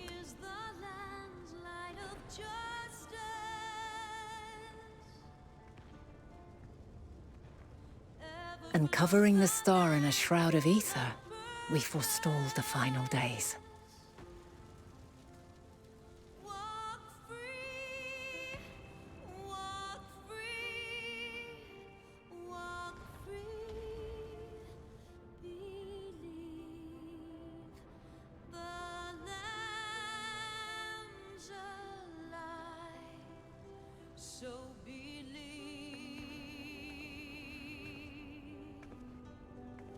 Yet the cries echoed still. We wept for innocence lost, wailed for death inevitable.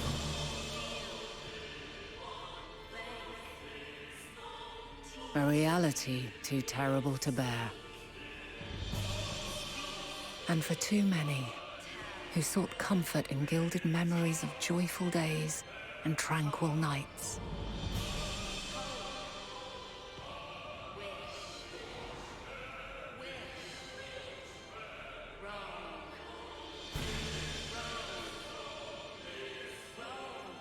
This is all wrong! Why must we suffer so? It needn't be like this. No. There must be a way to restore things to the way they were. To reclaim the perfect paradise we once had. No, my friends. Suffering exists, and we cannot pretend otherwise. No civilization, however great, could eliminate it. If we would live, we must accept it as our constant companion. Let us not seek to forget this tragedy.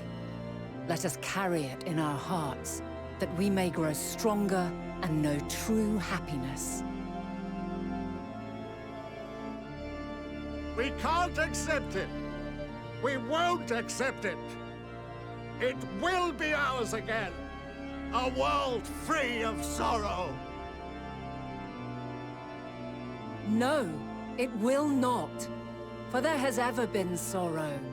Mankind was but spared its biting sting for a time.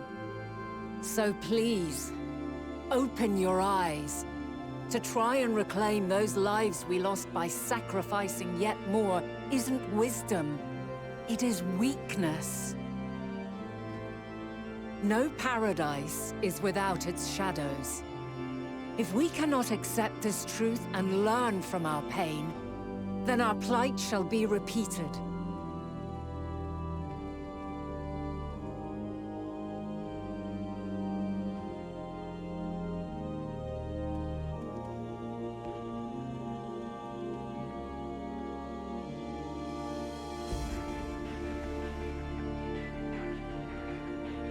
O mighty Zodiac!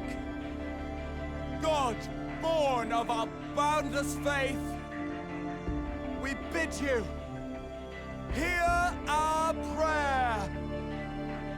Accept this offering of lives, and deliver unto us the lives we once had. Deliver unto us the days of old, the days when the star was a font of love, and we knew naught but bliss.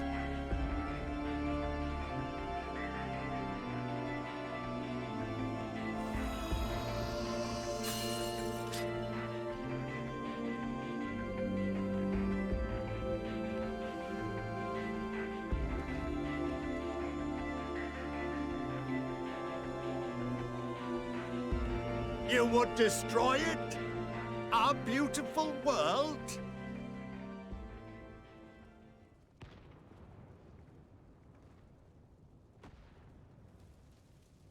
Lands that stretched on forever. Skies one could drown in. The heartbeat of nature, silent yet strong. And amidst it all, a people. Beacons of light and life. Laughter that warmed my heart like naught else before. They are my meaning and my purpose. My love. In spite of, or perhaps because of this, I choose to believe in mankind's potential. In his ability to find a way forward. So let there be no way back. From that temptation, I sunder us. No more shall man have wings to bear him to paradise. Henceforth, he shall walk.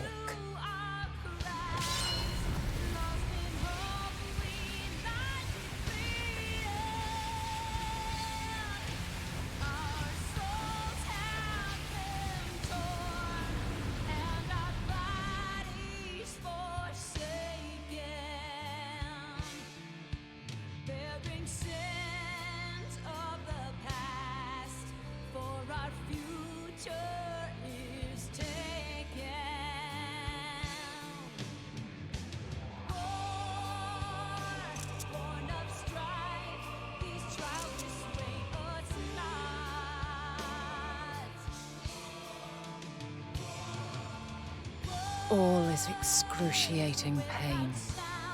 I breathe fire and torment.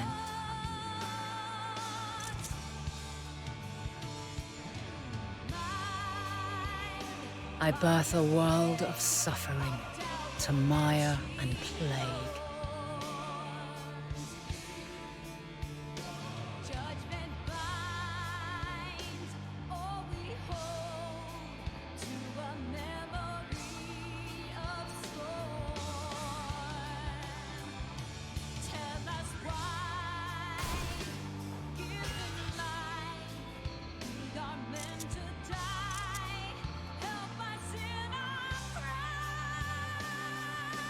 In one fleeting moment, lives come and go, ever moving towards the unknown.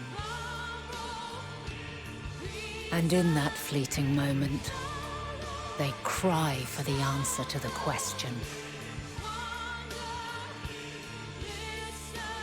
Why, given life, are they meant to suffer, to die?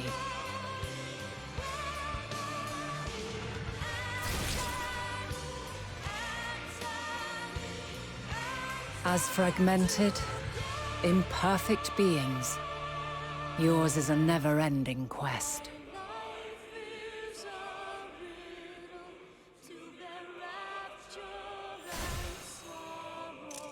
A quest to find your purpose, knowing your end is assured.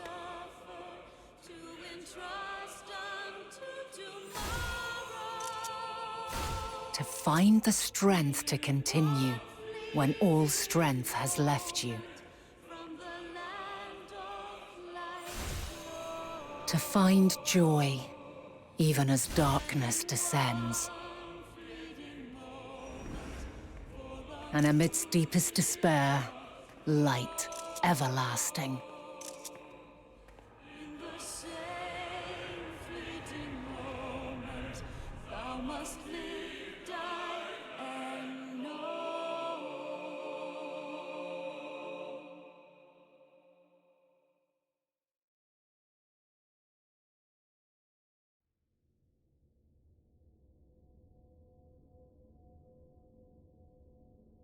A conjunction has begun to form, an intertwining of your time and mine.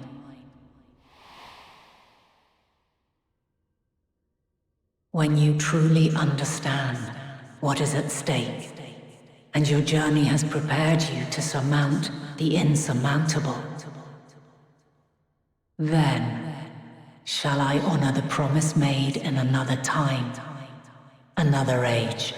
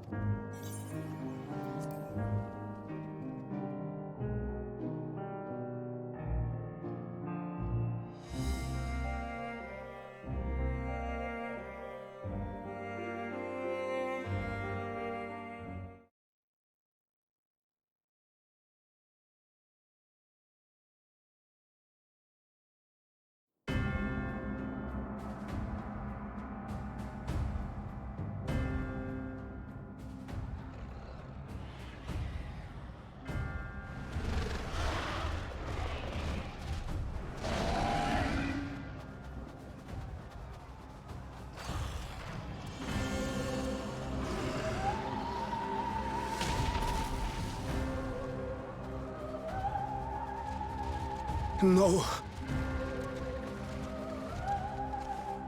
No. No. We were promised an escape. Not the same doom we fled.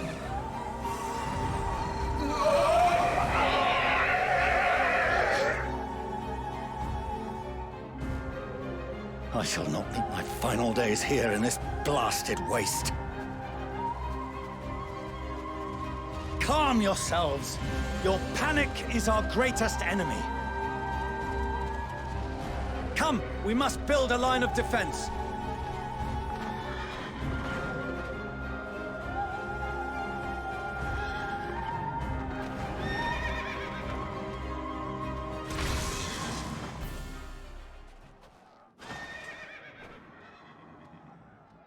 How? Leave the fighting to us, Father. You must lead the people to safety.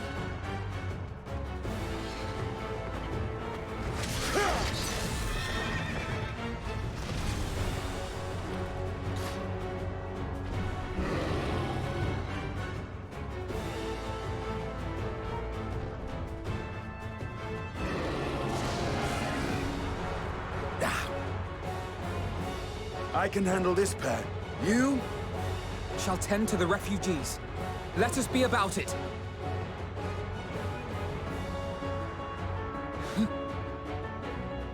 As you wish, my little lord.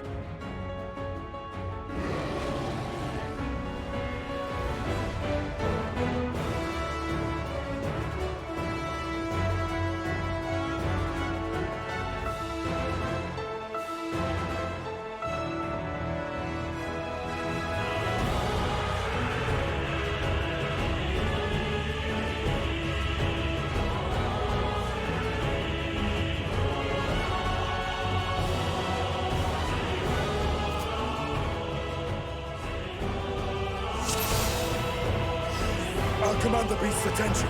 See to the wounded. Help is at hand.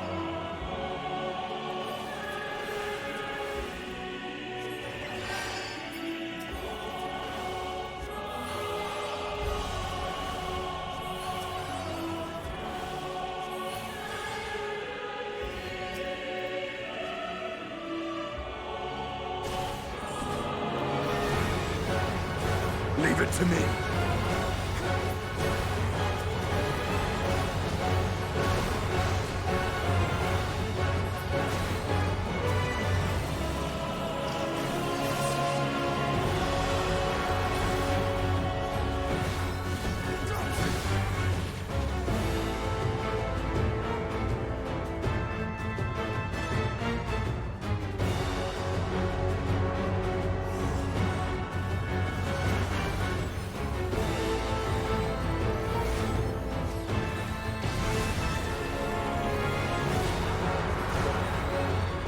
Those who can stand, come with me.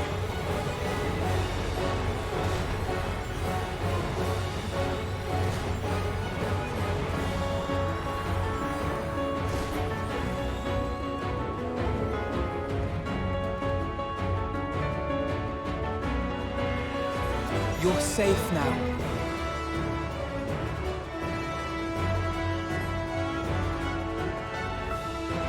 Easy now. Deep breaths.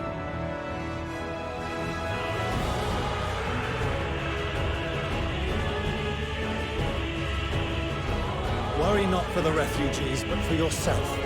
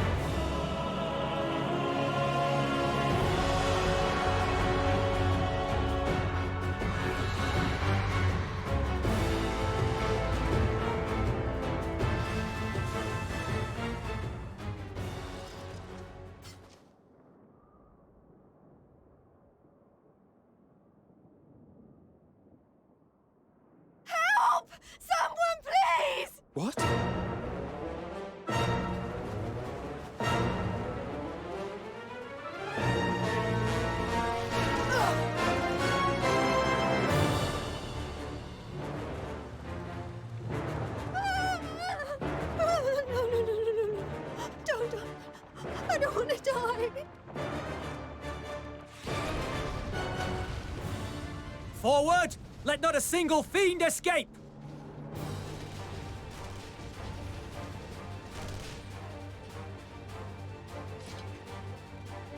Wait, that's... Euless and the army. So, you've recovered then? In time enough to be of aid, for once.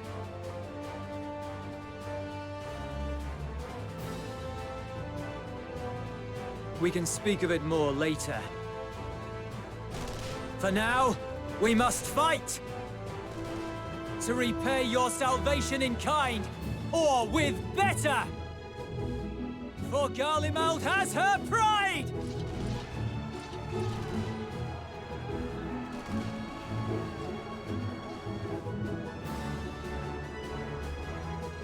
Of that I've no doubt.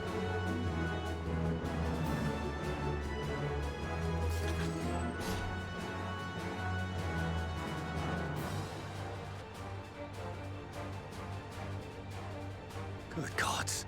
Of all possible saviors, the Imperial Army. Oh!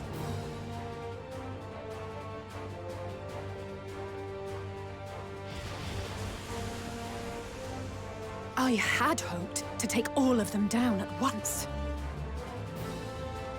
Think a withdrawal might be in order? Oh, sod that! You know who would never abandon these people to their fate. To be devoured by their former friends. That'd be beyond cruel. These beasts must fall here and now. Well then, I'd say it's high time we threw caution to the winds. So long as you spare me the heroic sacrifices. Now, let's go!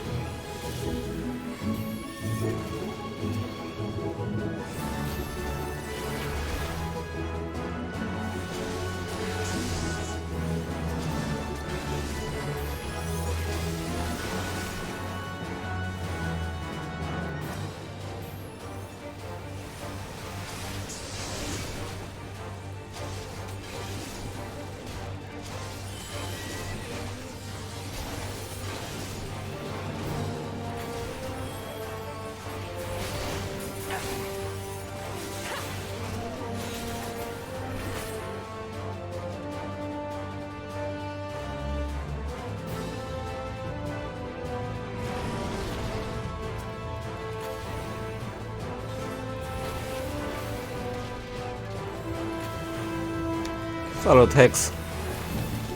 I'm fine.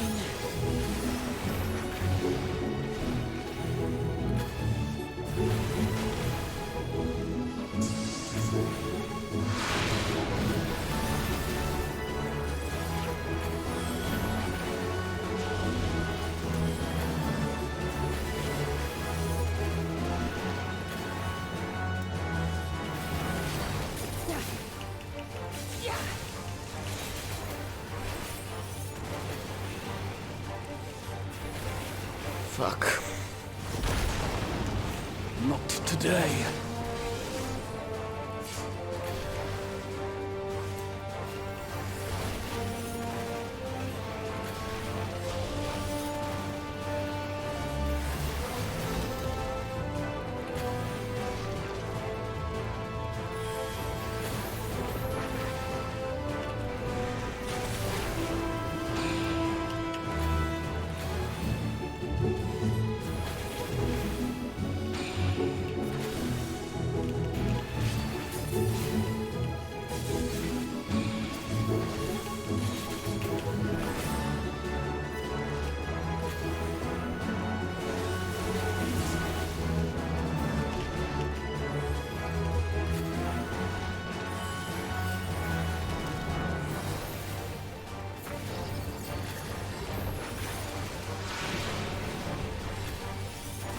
not done yet. Okay.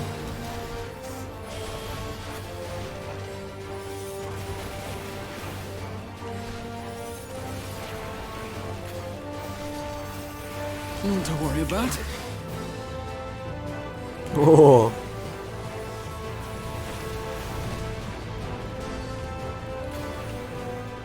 The air crackles with energy. Find cover!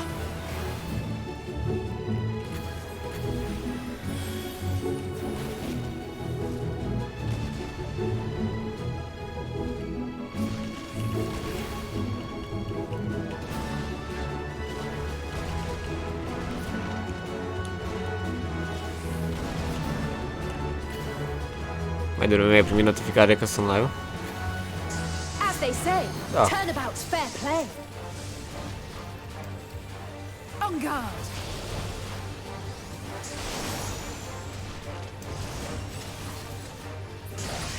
Nice.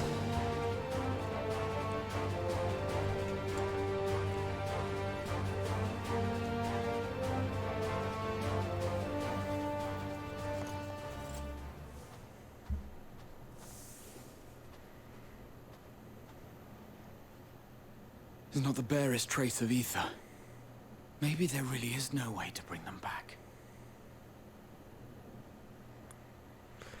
Uite, joc noul expansion de la Final Fantasy. Thank you for saving our lives once again. I remember you from Purusha.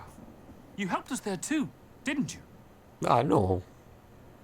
Ah, you're from Palaka's Un stand. streamer, nu. I'm glad you're still in one piece.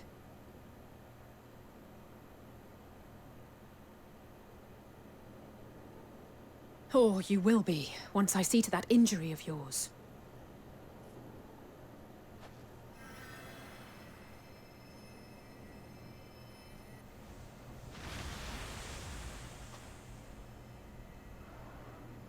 Look out!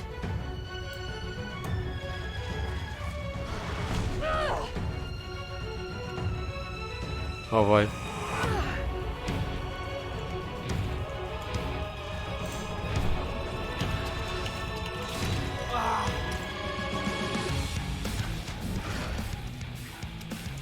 Get out of here! Quickly!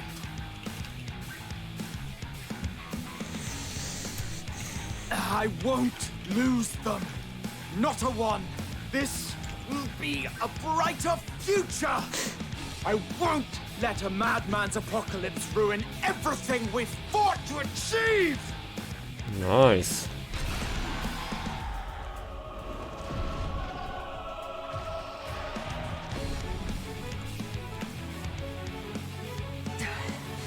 Get it together, Alize.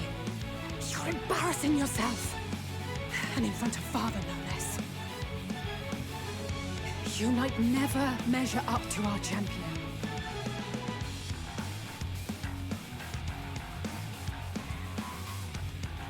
But we ask too much of her as it is. You mustn't let our sword in the darkness fight alone.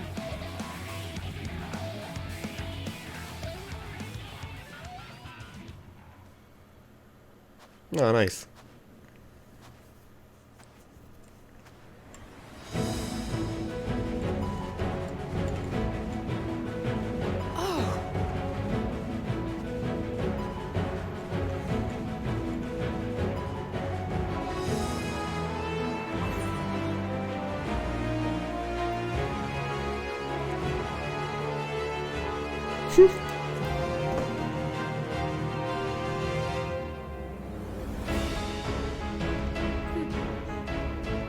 Până acum 10. I can look after myself, you know.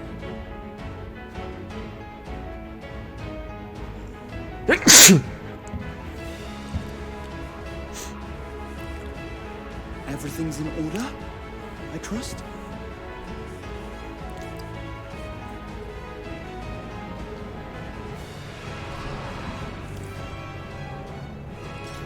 I've had enough of this rabble! Come on!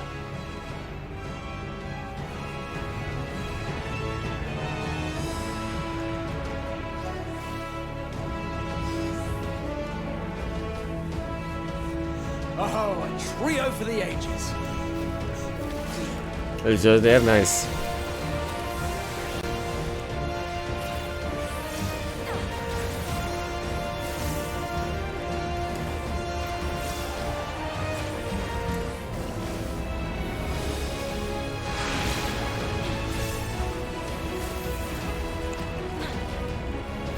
Io, ce tare melodia.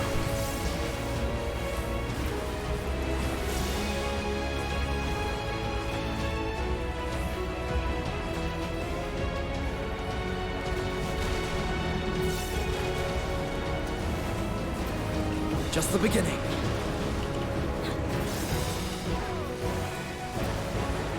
Cine și pe ăla? Nice.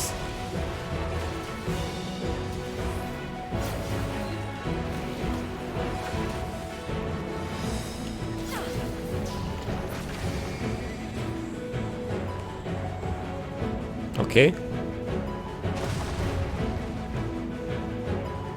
I had a feeling I'd find you here. This should be the last of the worst troublemakers. With me!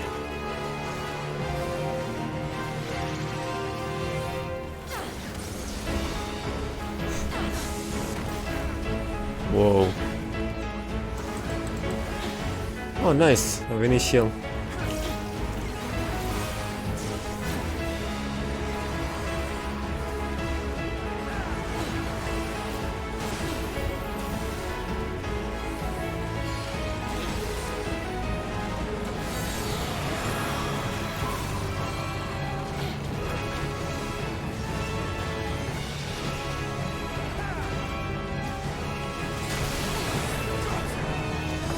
Unele melodii din joc au copyright, nu mă afectează.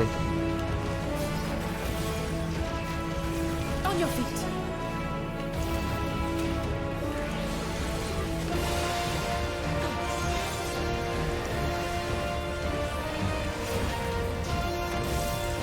N-au ce să facă.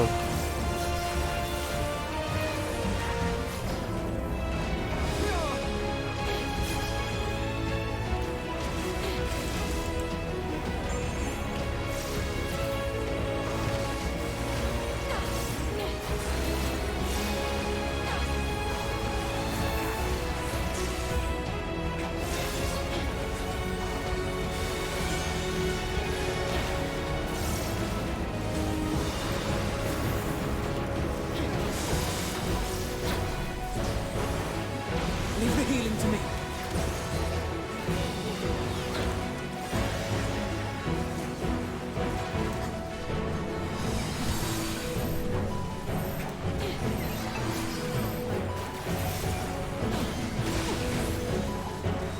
I am in your debt.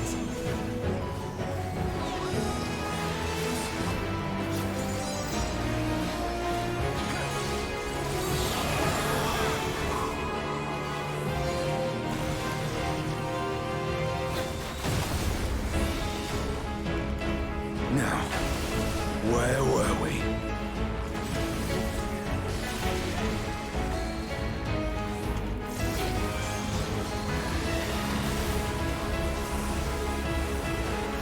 Încă puțin.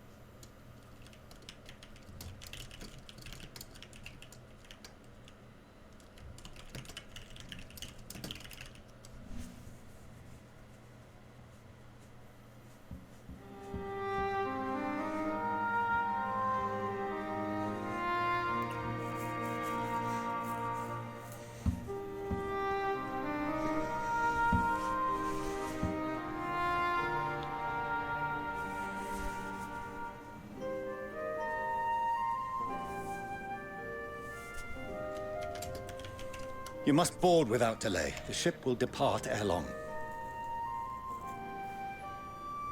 Your offer to host us in Sharlayan is most appreciated.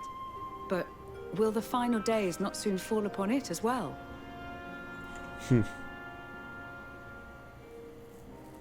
Your hesitation is not unwarranted.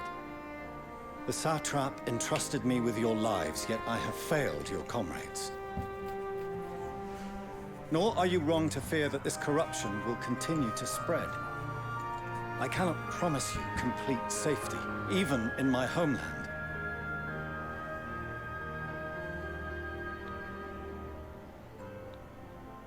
What I can promise is that I will do all in my power to protect you.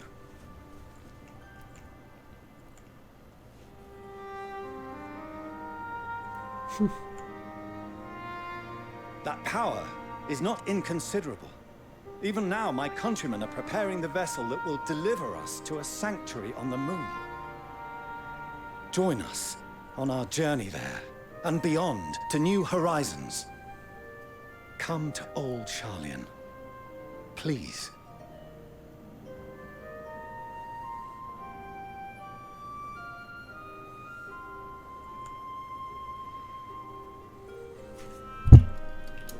We would be fools to refuse such a generous offer made in earnest.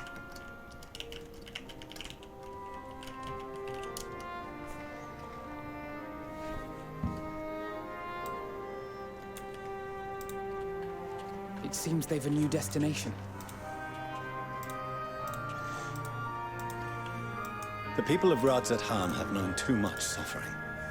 The march to Garlemald will only bring them more, short though it may be. I quite agree. Fortunately, they have you to look after them. Yes.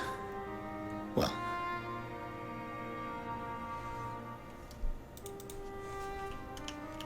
Behind you! Just there!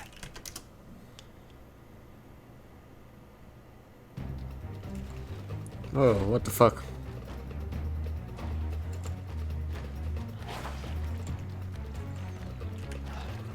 More of them.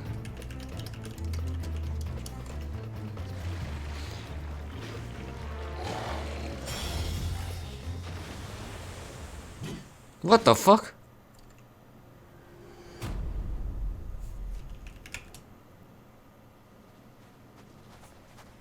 Xenos!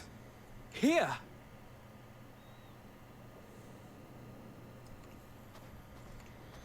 You'll be all right. Hurry to the airship.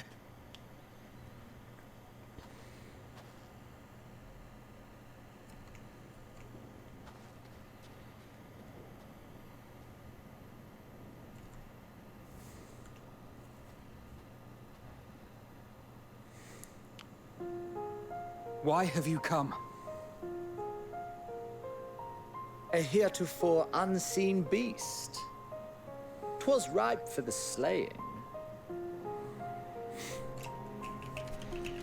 Poor sport, alas. Unfit to temper my blade. Oh, for the love of... You cannot still be on about a rematch. That is, and has ever been, my sole concern.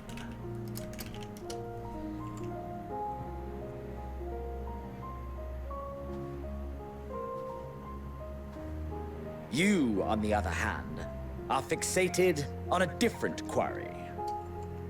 Your passion pales before mine, yet neither hate nor despair seem sufficient to recapture your misdirected bloodlust.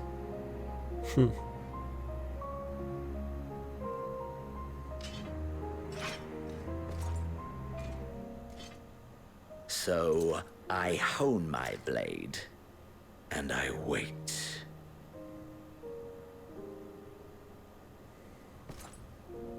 That's it. That's all you care about.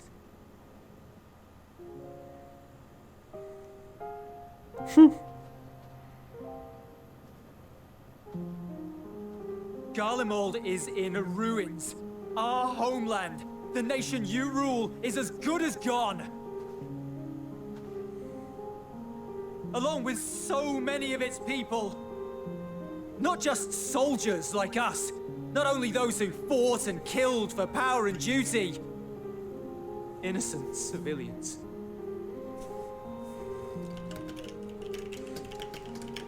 Murdered by their own flesh and blood. Lost and confused as they breathed their last. While we who survived with our lives and minds intact were left to freeze to death. The Eorzeans tell me all this was your doing! You slaughtered your countrymen! You did! For what? For nothing, in the end. So much wasted effort. You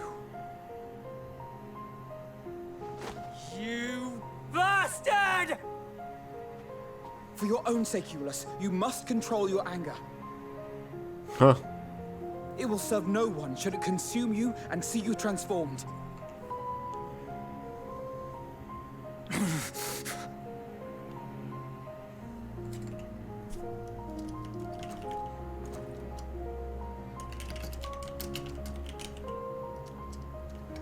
Would you be happier had I a good reason?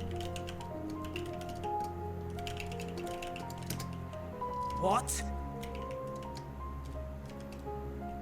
If my motives met with your approval, would you no longer resent the outcome? If so, then perhaps a beast's skin would suit you better. Duty, honor, morality. All constructs of convenience when put to proof. Surely the war taught you how easily power becomes the tool of the self-righteous.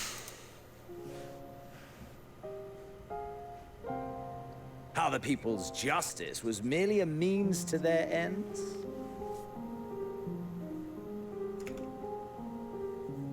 Yet you would ask me why.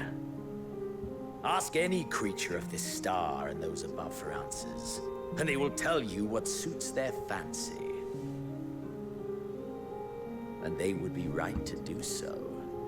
What meaning there is to be found in the petty vicissitudes of your existence must be gleaned by you, and you alone. Okay, dude.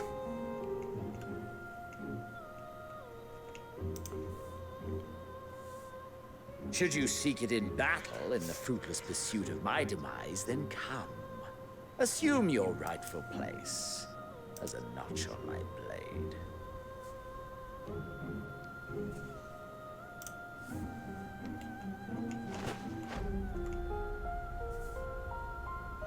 Calmează-te, dude. You are a blight on the Garlean race, and there would be no more satisfying way to expunge it than by beating you to death.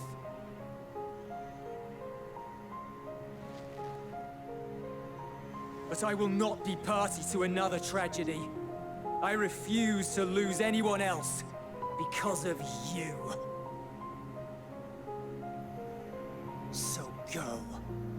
Go! And may we never suffer your madness again!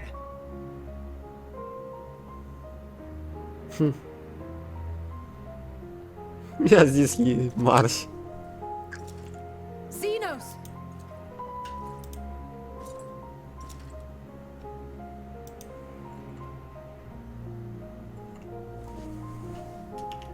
Perhaps you found meaning in living this way. I cannot deny you found strength. Yet if you only pursue your hedonistic pleasures and pay no heed to the plight of others, then no one will give you the time of day. You will never get what you want, not even the battle you pine for so dearly. You'll be alone for an eternity, and you'll deserve every agonizing second of it.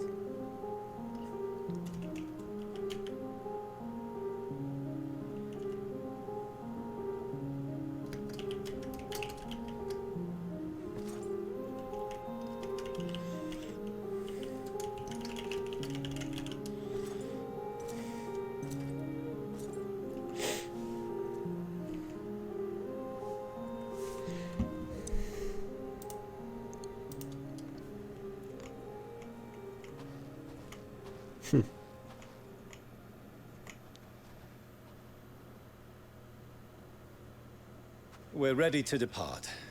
The refugee ships will be leaving shortly, but I've asked mine to remain for the time being. There's room enough for you to join me on it, if you wish.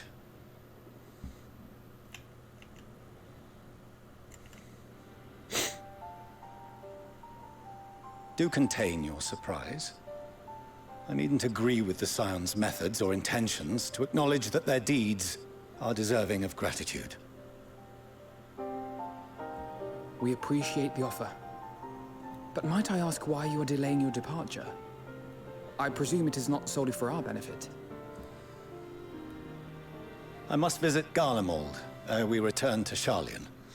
Having caused such an uproar, 'tis only meet that I explain myself to the Ilsabard contingent.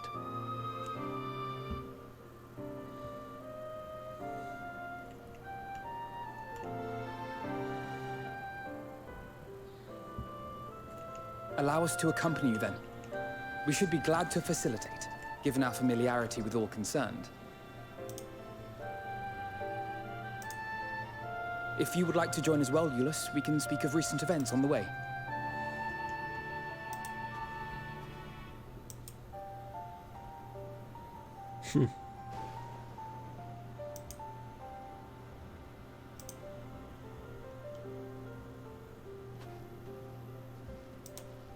He'll be after your seat on the forum next. The fuck?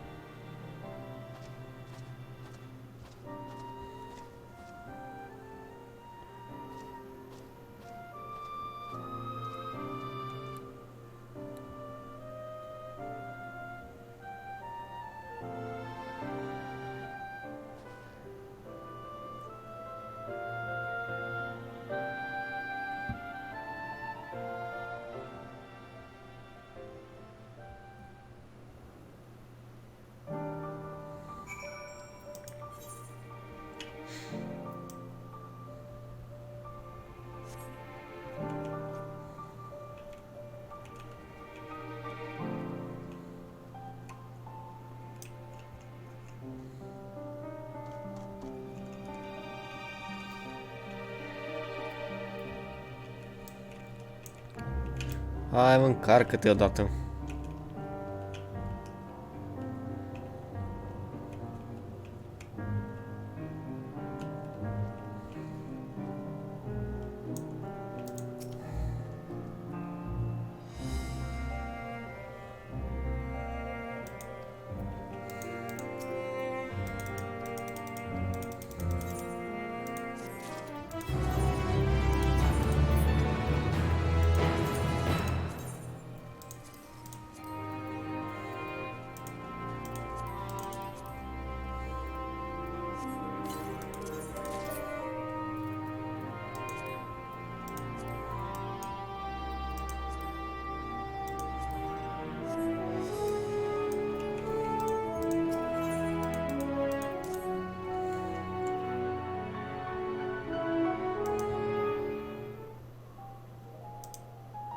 No major injuries then. Good. I briefed the recovered soldiers and sent them on their way as quickly as I could, but nevertheless feared they would not make it in time.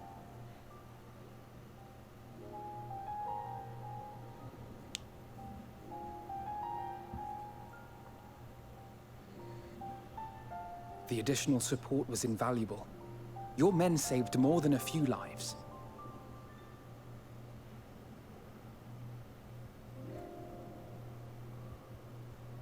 Though not all, I regret to say.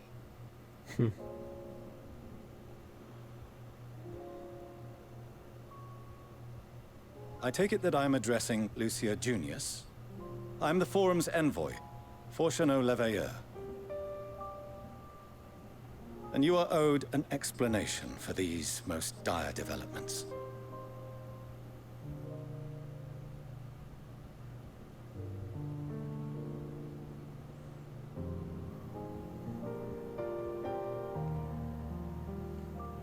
Another trial wrought by the final days. I was beginning to suspect as much. You doubtless feel some consternation having been forced to abandon your original plan. But trust me when I say you were right to send the refugees elsewhere. Beasts have been sighted within the capital. Perhaps it was a stroke of grim fortune that the population was decimated beforehand, as they've yet to appear in any great number, but in time. In any case, Maxima leads the remainder of the contingent in an effort to cull the creatures and evacuate the populace as we speak. Once the airships are taken to the skies, I pray your men can be persuaded to join him. You'll permit us to retain our weapons? I wouldn't have sent you after the Scions were I expecting you to stab them in the back.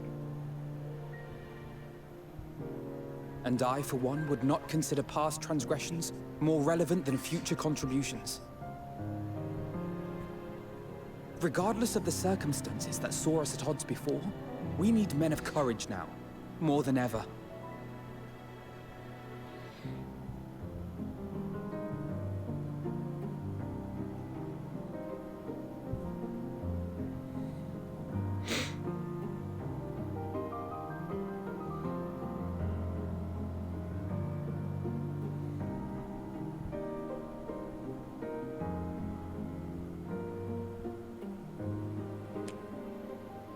We swore to defend Garlemald, and so we shall.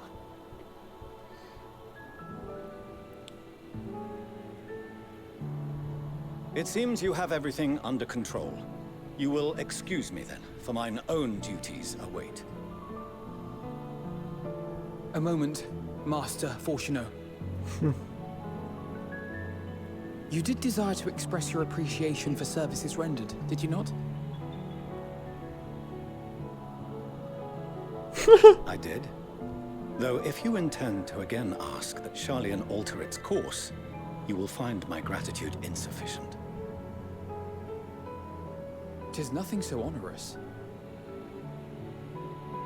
I wish to hear the details of this grand endeavor of yours.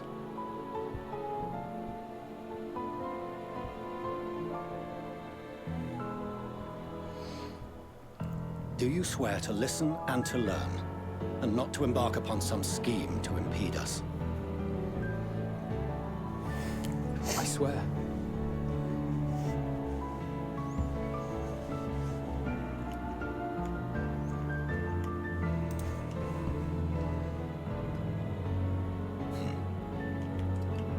Any other, I would doubt.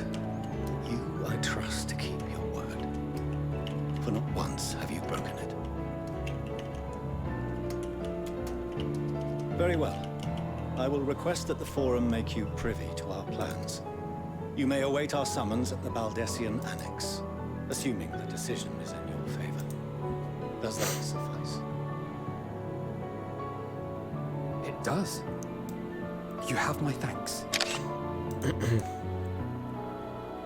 Excellent. You can regale us with tales of your most recent sojourn to the First while we wait.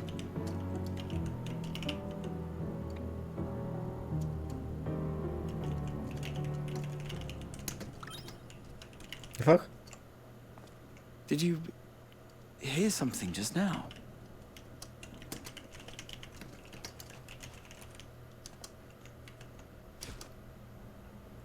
What the f...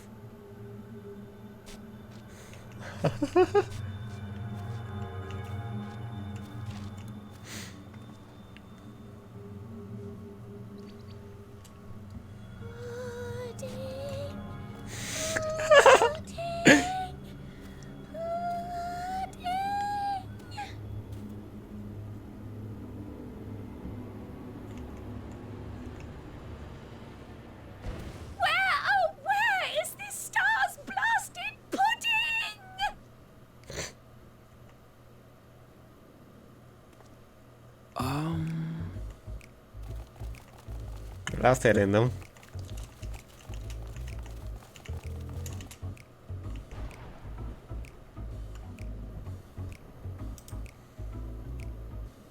Dawn may banish even the darkest night, and to this bitter clime bring warmth and comfort.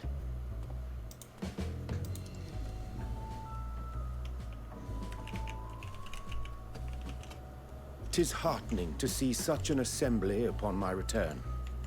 I thought often of you whilst I looked down upon our star's brilliance from the moon above. Yes, but what are you doing here? And dressed like that? Aren't you cold? Verily, I fear for my health should I proceed to expound upon our purpose ere I procure more suitable garments. Allow me to summarize. We're here because none of you lot are up there. Nor has anyone deigned to send word about any changes in the plans. It's rude, is what it is. At least that's what I thought at first, but then folks got to wondering if you weren't in a spot of bother, so we decided to take matters into our own hands. Come down here and help, if our help be needed. So she says, but it's also something of a convenient excuse to visit Etheris. Oriange made it sound absolutely marvelous. More so before the impending doom, but still. And it's not like there will ever be a better time. What with the aforementioned doom? Marvellous, they say, yet not an ounce of beauty to be found. I must suffer Oriange's inferior works no more. Hey! Maybe consider the plight of present company before you go blathering on about pudding and doom? Ahem. As I was saying, should you require any assistance with whatever, we are at your disposal.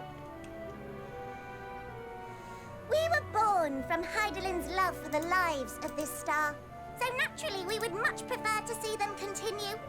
Twiddling our thumbs up on the moon is hardly conducive to that, though, is it? Aye, not when you've all got such precious thoughts and feelings and hopes for the future deserving of more active preservation. Speaking to Oriange made us realize that while we've carried out our duties to the letter, we've failed to fulfill them in spirit. From there, it was just a hop, skip, and a jump towards resolving to do better. So please, show us how. Help us help you.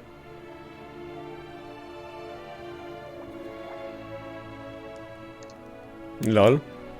Forgive me, but are they... Da, iyi sunt.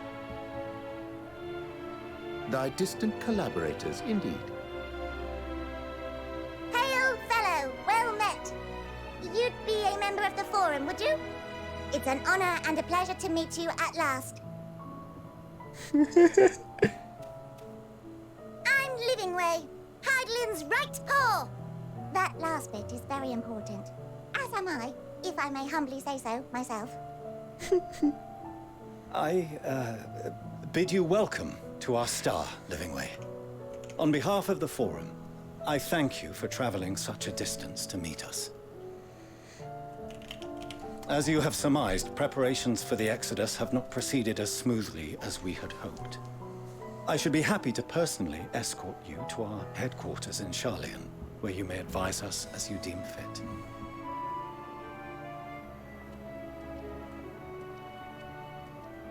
'Twas with reluctance that I set aside the great work of readying the moon for habitation. Be assured that I did so only after the Loperids made plain their earnest desire to come hither, and I myself felt a growing certainty that their contributions here would prove invaluable. 'Tis trite, perhaps, but I followed my heart.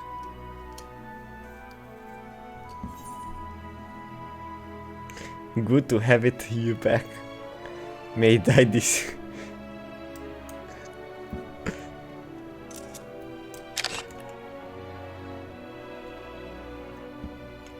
Wow.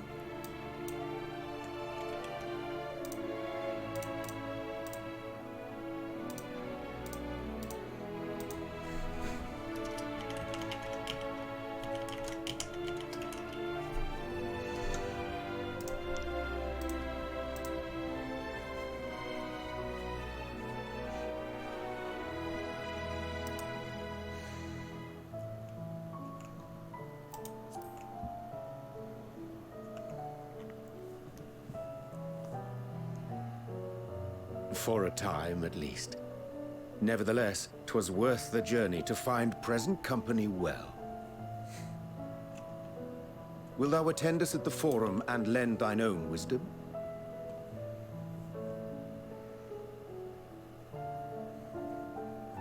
If that's all quite settled, can we start moving before Urianger catches his death? Even I'm freezing out here. Oh, I dare say you'll warm up quickly once you're aboard the airship. Sat shoulder to shoulder with our fur-covered friends.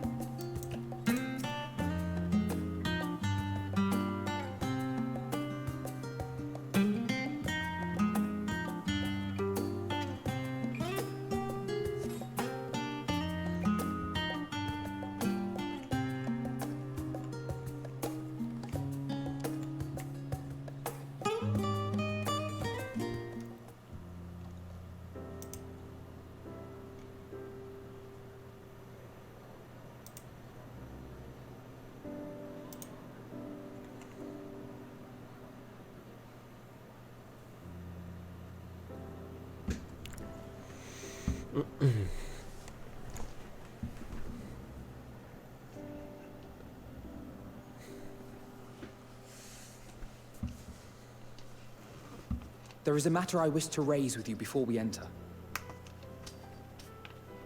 We are here to listen and to learn. But if the Forum's plans are more or less what I expect, then I should like to make a proposal that will serve our ends. By your leave, of course.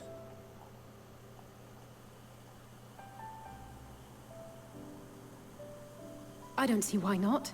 Your words and wits have gotten us this far. Agreed. I will present our queries so that you may consider the most advantageous way to advance your proposal without distraction. Thank you, everyone. If I may have your attention, the ad hoc session will now commence. Okay. The purpose of today's assembly is to brief the Scions of the Seventh Dawn, at their request, on the Great Exodus. You may enter.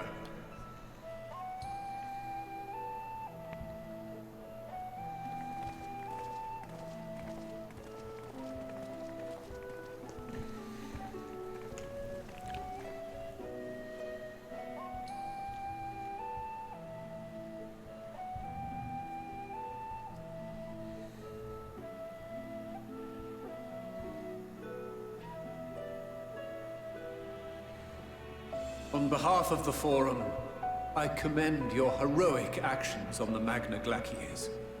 We shall not soon forget your service to us and the people of Radzat-Han. The Satrap, whom we have informed of the refugees' new arrangements, sings your praises as well. As an expression of our gratitude, we will endeavor to answer your questions as fully and openly as we are able. Then let us begin. First, it is the Forum's objective to ferry the life and knowledge of this star to the moon. Am I correct? You are. It is for this purpose that Sharlayan has labored these many long years. We have collected biological samples and scientific records from across the star. When the time comes, they will be moved from their places in Labyrinthos and Numenon and conveyed to safety. Once that critical task has been accomplished, we will begin transporting the Sharlayan citizenry, which has been categorized into groups. The earliest arrivals are to ensure hospitable environs for those who come after. Following our people, we will send those of other nations in turn, beginning with our allies. Radzat-Han was foremost among these. But since the final days have already come to Thavnair, we saw fit to include the refugees with earlier groupings. An ambitious plan. You have accounted for the safety of all nations and tribes, then?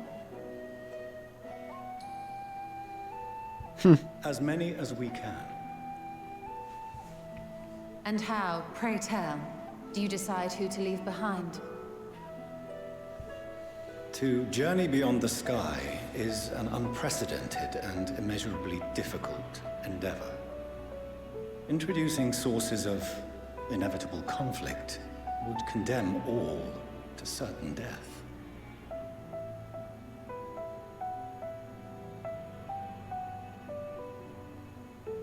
Questions as to the validity of that approach aside, are your plans proceeding apace? We're under the impression that your primary means of celestial transportation is incomplete.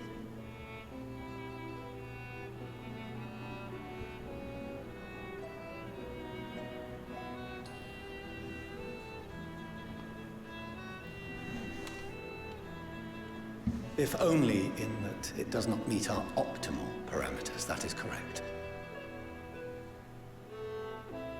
This Ark, as some have taken to calling it, is fully operational and could be launched even today. However, the final days have progressed more quickly than we anticipated.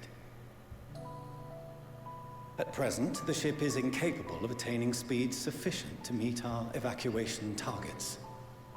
Should we put the vessel into service, as it is now, we will be unable to travel to the moon and back quickly enough to complete the necessary number of trips. Precious lives and knowledge will be lost. Seven hells. Is there anything to be done? The ether burner, the primary means of propulsion once the craft is in the space between stars, is undergoing testing to determine whether it can be made more efficient. Though cargo is being loaded for the initial phase of the Exodus, we are prepared to continue our experimentation up to the day before launch, should it prove necessary.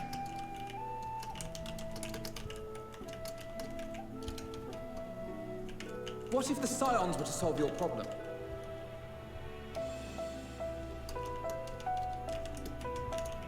We shall help devise a means to improve the ether burner's efficiency, on 2 conditions.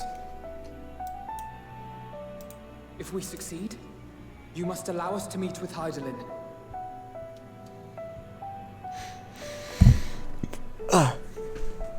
Twas simple enough to deduce. You have a Concord, and so you would never have abandoned the anti-tower had you no other means of communication.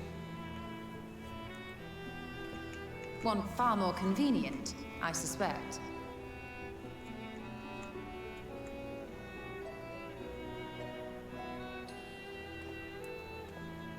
The second condition, also to be met upon our success, is that we be permitted to propose another use for your Ark. Oh.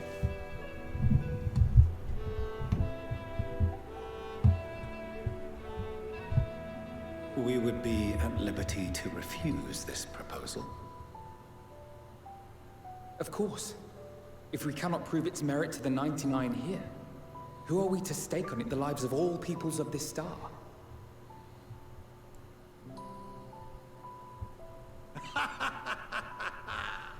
Delightful as always, Master Alfino.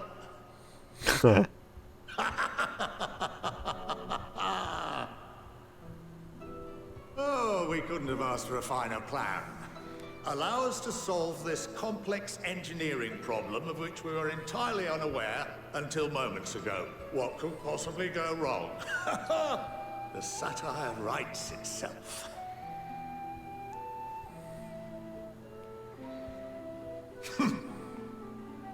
Yet, what field has not benefited from a change in perspective? When we are at wit's end, what we need is not the same dry theories recited ad nauseam, but fresh inspiration.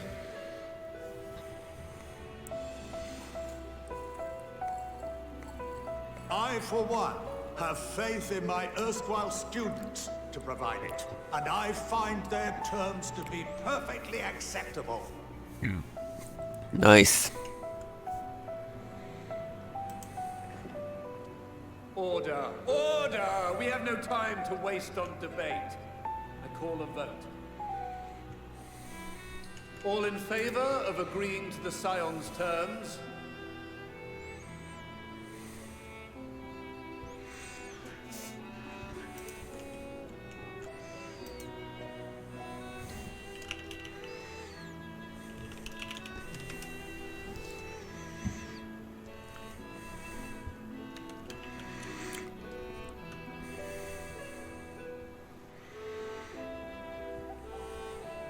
"71 in favor, 28 against. The ayes have it.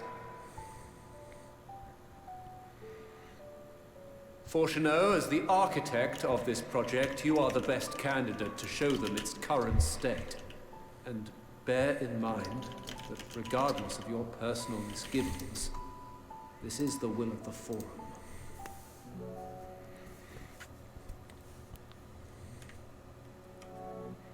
Very well.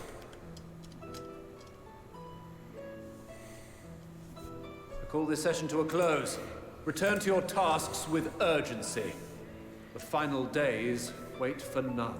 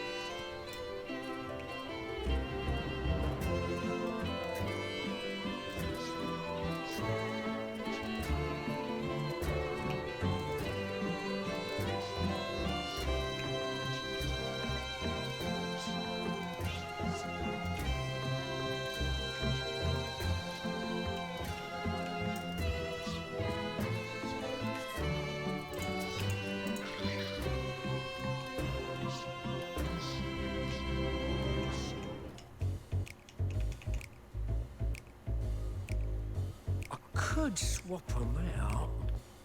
No, been there, done that. Damn near lost my eyebrows. Think, Coco, think! We'd be well on our way to paradise. Visionaries patting themselves on the backs for their grand accomplishments if you'd only think! Yes, that does sound rather lovely. Yeah! I mean, Master Force, you know, what a pleasant surprise. We're not blasting off already, are we? The schedule remains unchanged, for better or worse. Which is why the Forum has elected to accept assistance in resolving the ether burner conundrum.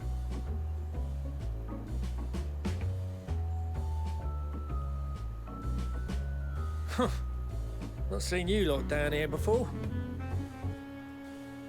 There are Archons among their number, but engineering is not their expertise. Nevertheless, the Forum concedes the slim possibility that they may have insights to offer. If not, you are at liberty to return them to the surface, by whatever means you see fit. I assure you that won't be necessary. Now, about your troubles with the ether burner. Aye, I'll walk you through it. Suppose I could do with a change of pace. As the name ought to tell you, the ether burner burns ether, ambient or otherwise, and transforms it into motive force. Think of it like a giant bomb that never stops exploding. Even out in that black void where the ether's right sparse, it's strong enough to move our arc. It probably won't kill you like an actual bomb.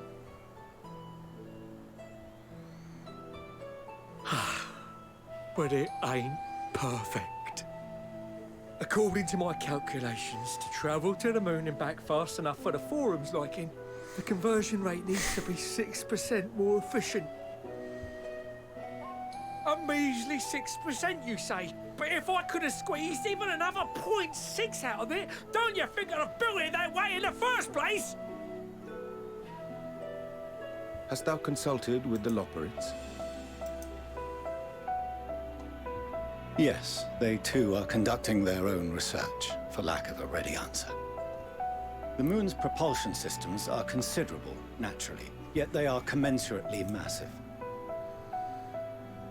It is no easy feat to convert their technology into an efficient means of propulsion for a teeny tiny toy boat, as they say, and as I most certainly do not.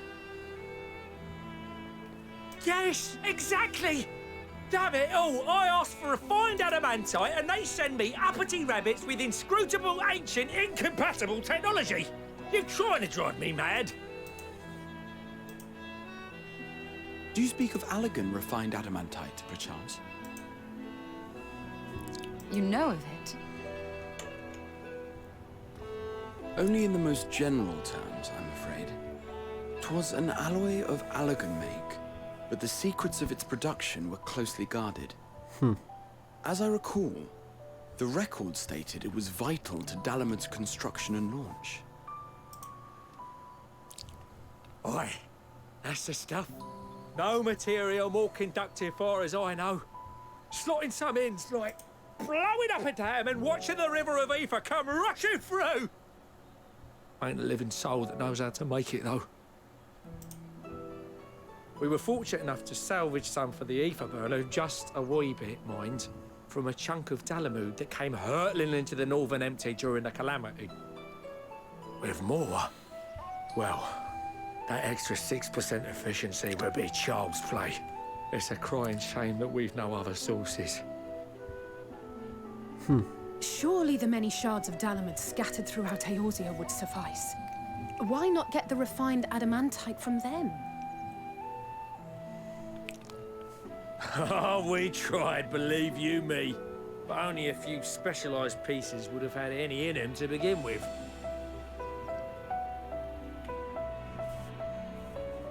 Drive calls from Ragnarok-class internment hulks. Those are the prize bits we really need. According to the Gleaners, getting to them means delving deep into the shards. And the defences are still very operational and very eager to blow them up.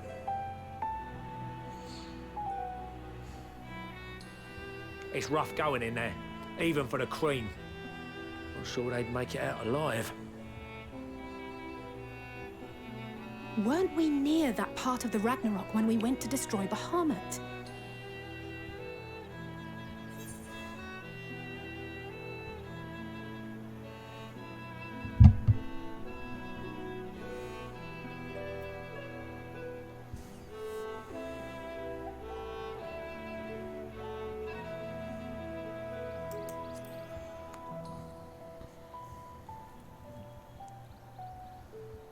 That may be for the best, though you doubtless find the task too dull for your liking.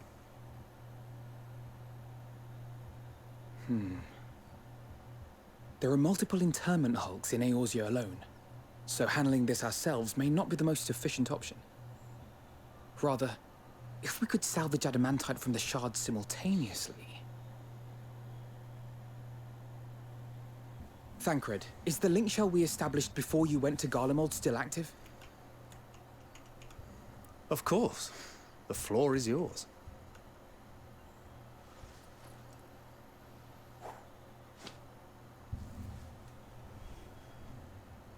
What's all this? Gathering firewood, so to speak. We alone can accomplish little, but joined by others, we may yet build a bonfire to carry us heavensward. This is Alphino. The Scions have need of you.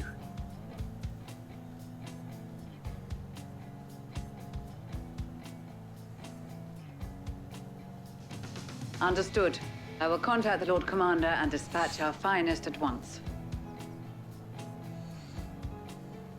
My sisters are somewhat preoccupied with the final days, so I will lead the 12-Sword expedition myself. Are you aware of any other sources of refined adamantite?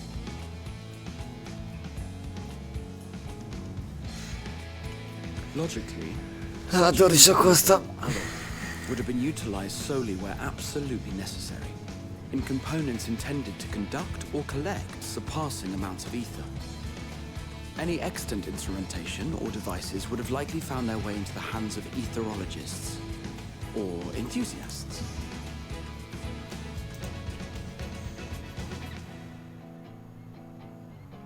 Magical artifacts of Allagan design? The Eastern Alliance will send word to one and all. Are there other ways we may offer aid?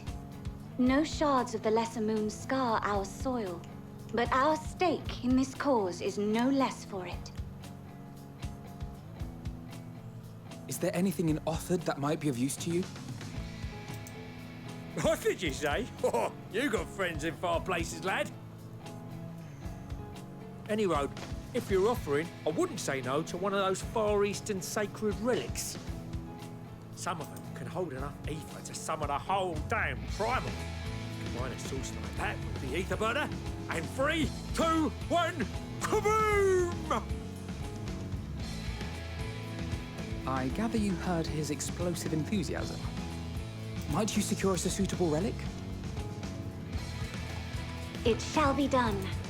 I know little of machines, but I promise we will do our utmost to gather the materials you need to finish your starship. I am glad for the work, in truth. Better to busy oneself than wait and fret over disasters foretold. Then why are we all still standing about yapping? There's plunder for the taking, and I'm a born plunderer. I'll be an old Charlian before you know it. Start mixing the grog. I'm certain that can be arranged. Thank you all, and do be careful. Just like that. Aye, just like that. Our refined adamantite is on its way. Now let us consider our next steps, shall we? There's yet much to be done.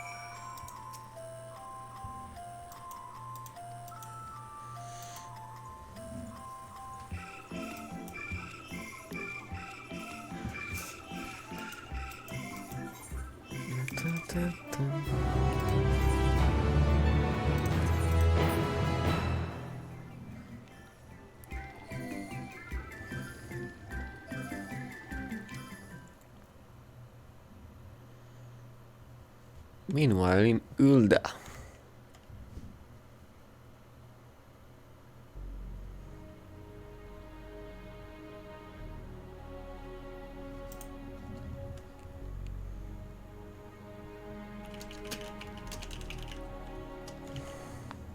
Our course of action is clear. We must harvest refined adamantite from the shards of Dalamud and procure arcane relics of Allagan make. Summon the best and brightest of our immortal flames and form an expeditionary party at once. Call upon the Sultan Sworn and Brass Blades for support as you must. Papashan, send word to the guilds. We will require the expertise of master artisans if we are to have any hope of identifying and recovering these elusive materials. Viergeist, we have need of your stone torches. They are to assist the immortal flames in scouring the ruins and to help secure the surrounding areas. I trust I can count on your support. As commander of the Stone Torches, my son Zimberk will personally see it done.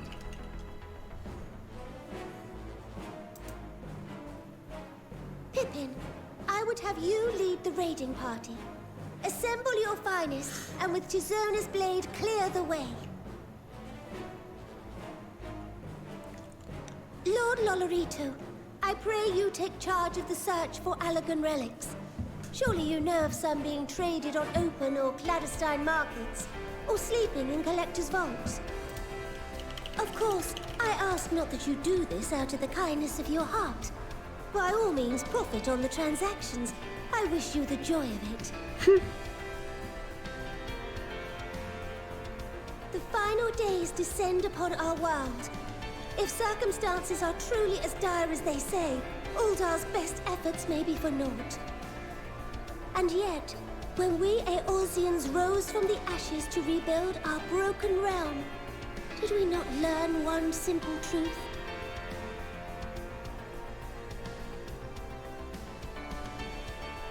That which seems all but impossible to overcome alone may yet be possible if we stand together. It was the Scions who united us then, and it is the Scions who call upon us now. Uldar will answer that call. We will summon our courage and join the fight for our world's future. You know your duties. I, Nanamo Ulnamo, 17th in the line of Ul, bid you good luck and Godspeed.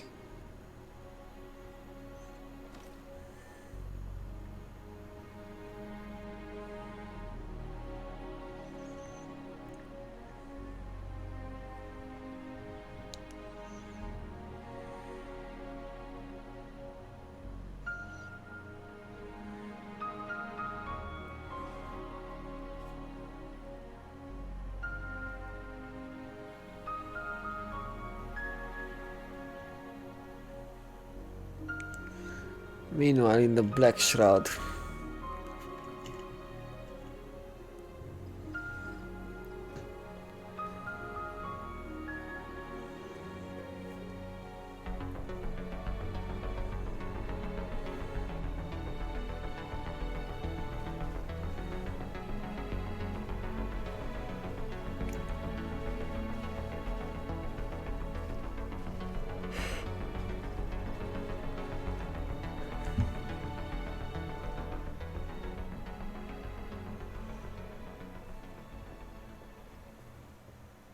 We fielded a goodly number, but our ranks are heavy with healers, and an abundance of restorative magics will be of little help in destroying Dalamud's defenses.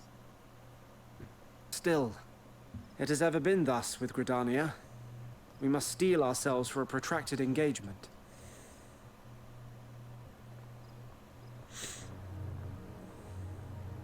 In that case, might I suggest taking us along?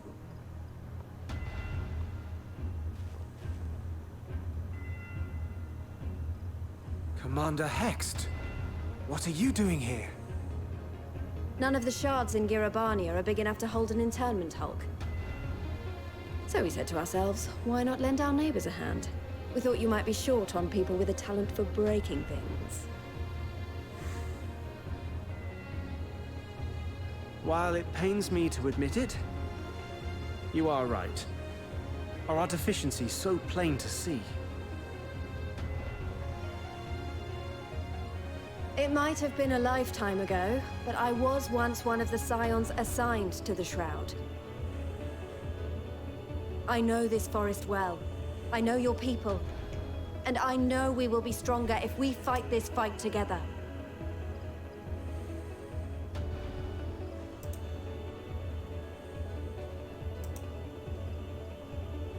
Then I will impose upon you with a clear conscience. Come, let us speak of how to integrate our forces.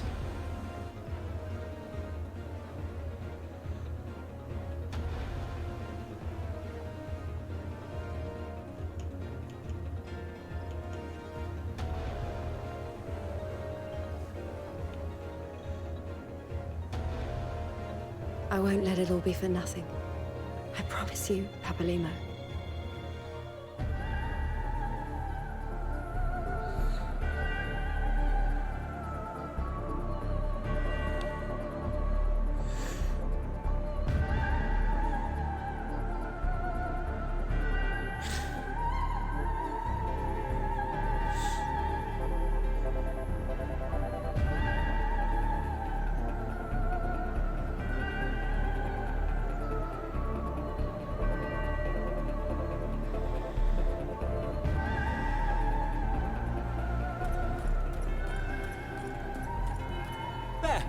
There you are!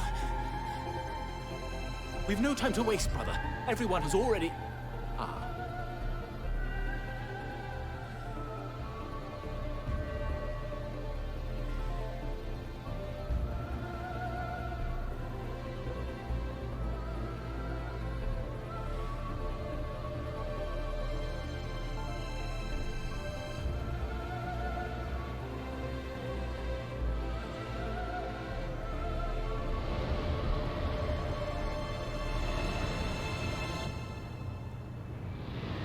The hell? That was a roar! A dragon's roar!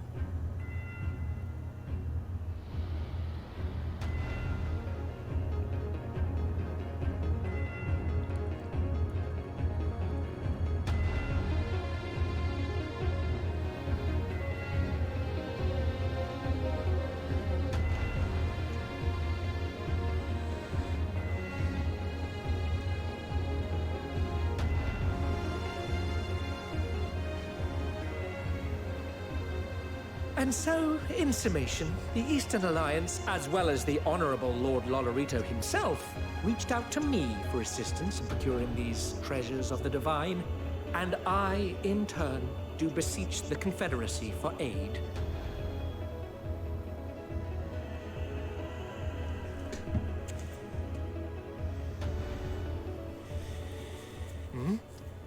Is that...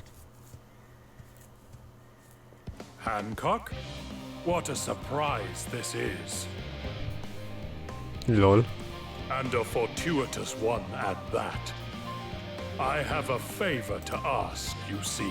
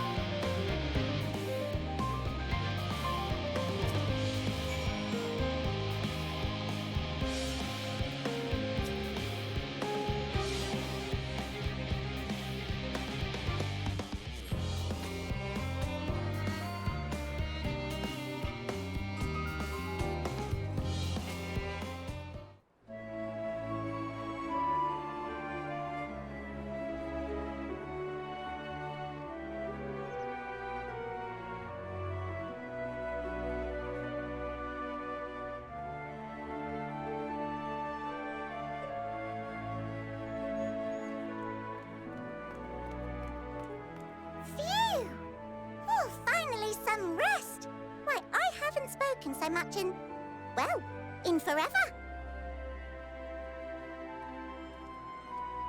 Lively, isn't it? The town is abuzz. Everyone eager to meet with our friends from the moon.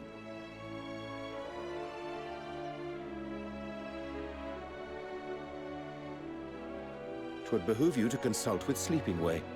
As our moon's pilot, his advice should be most pertinent. I'm impressed.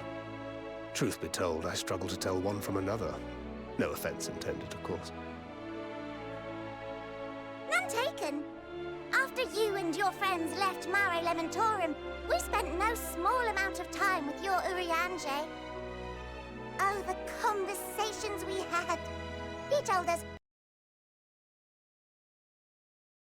no matter how trifling or trivial.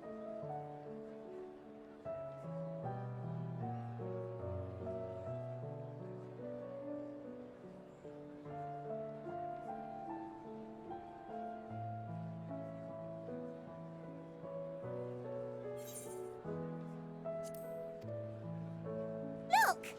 Every page filled to the margins with knowledge. When I first arrived, I was struck by how little I knew. It was daunting.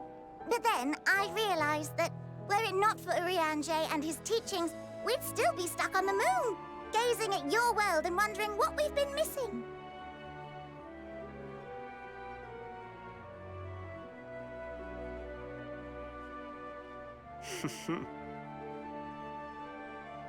What would they think if they could see Urianger now? I dare say they'd be more than a bit surprised. And impressed, no doubt. Master Louisoix, Minfilia, Papalimo, and not to forget.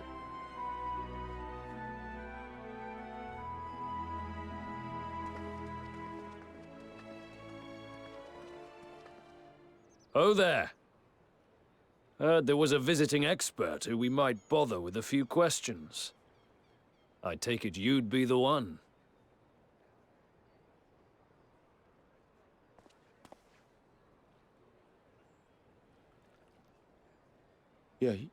Yes, I am.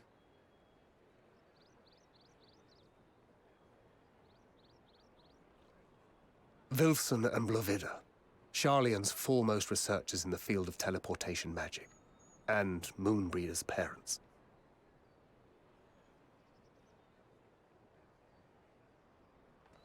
It hath been some time. 'Tis good to see you in good health. Likewise, old friend. Blovida and I were most honored to answer the call. Never expected this reunion, though, did we, dear?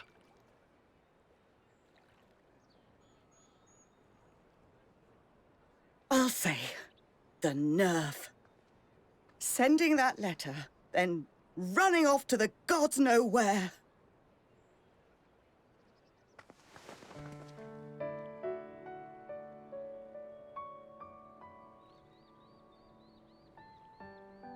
Do you have any idea how worried we were? I'm sorry. 'Twas remiss of me not to deliver the news in person. No, more than that. 'Twas I who... Our daughter was disillusioned after Master Louisoix left her behind. The day the Scions called upon her was the happiest I'd seen her in years. She made her every choice of her own free will. No one could have ever forced her to do otherwise. Don't blame yourself for her death. Celebrate her life. You know that's what she'd want. If there is one thing we resent you for, it was that we could not be there to mourn her with you. Reading the words you penned in that shaky hand, we must have cried as much for you as we did for her.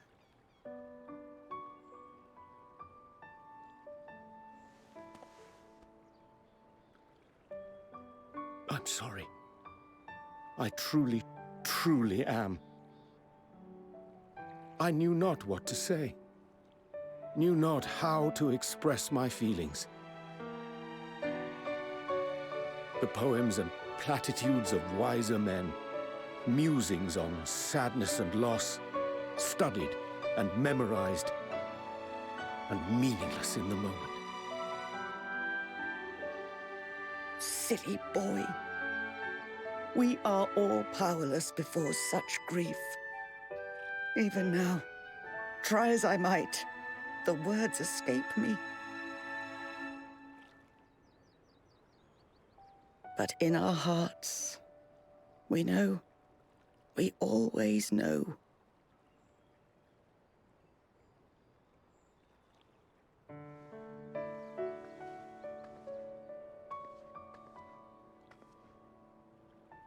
I remember when you were young, how the lads teased you for choosing the company of books over others. Our moon didn't take kindly to that. Be nice to Urianger, she'd shout, and give them a walloping.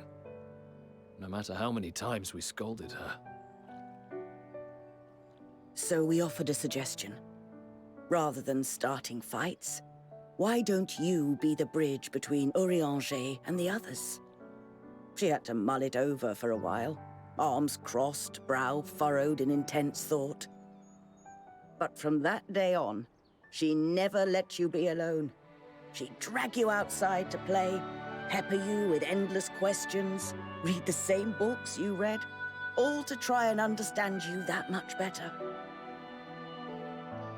I'm sure it was annoying and exhausting at the time, but she only ever had the best of intentions. And look at you now, at the center of the crowd. The reason there even is a crowd, having brought these people together. You've no idea how proud we are.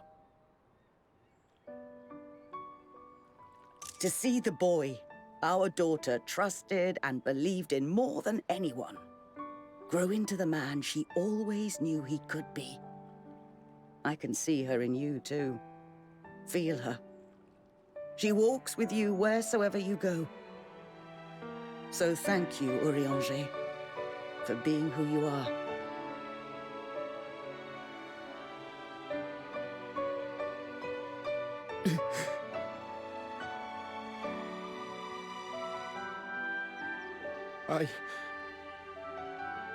I think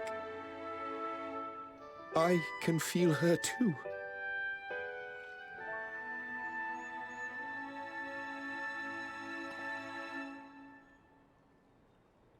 The truth of her life. Not sorrow, but hope and love.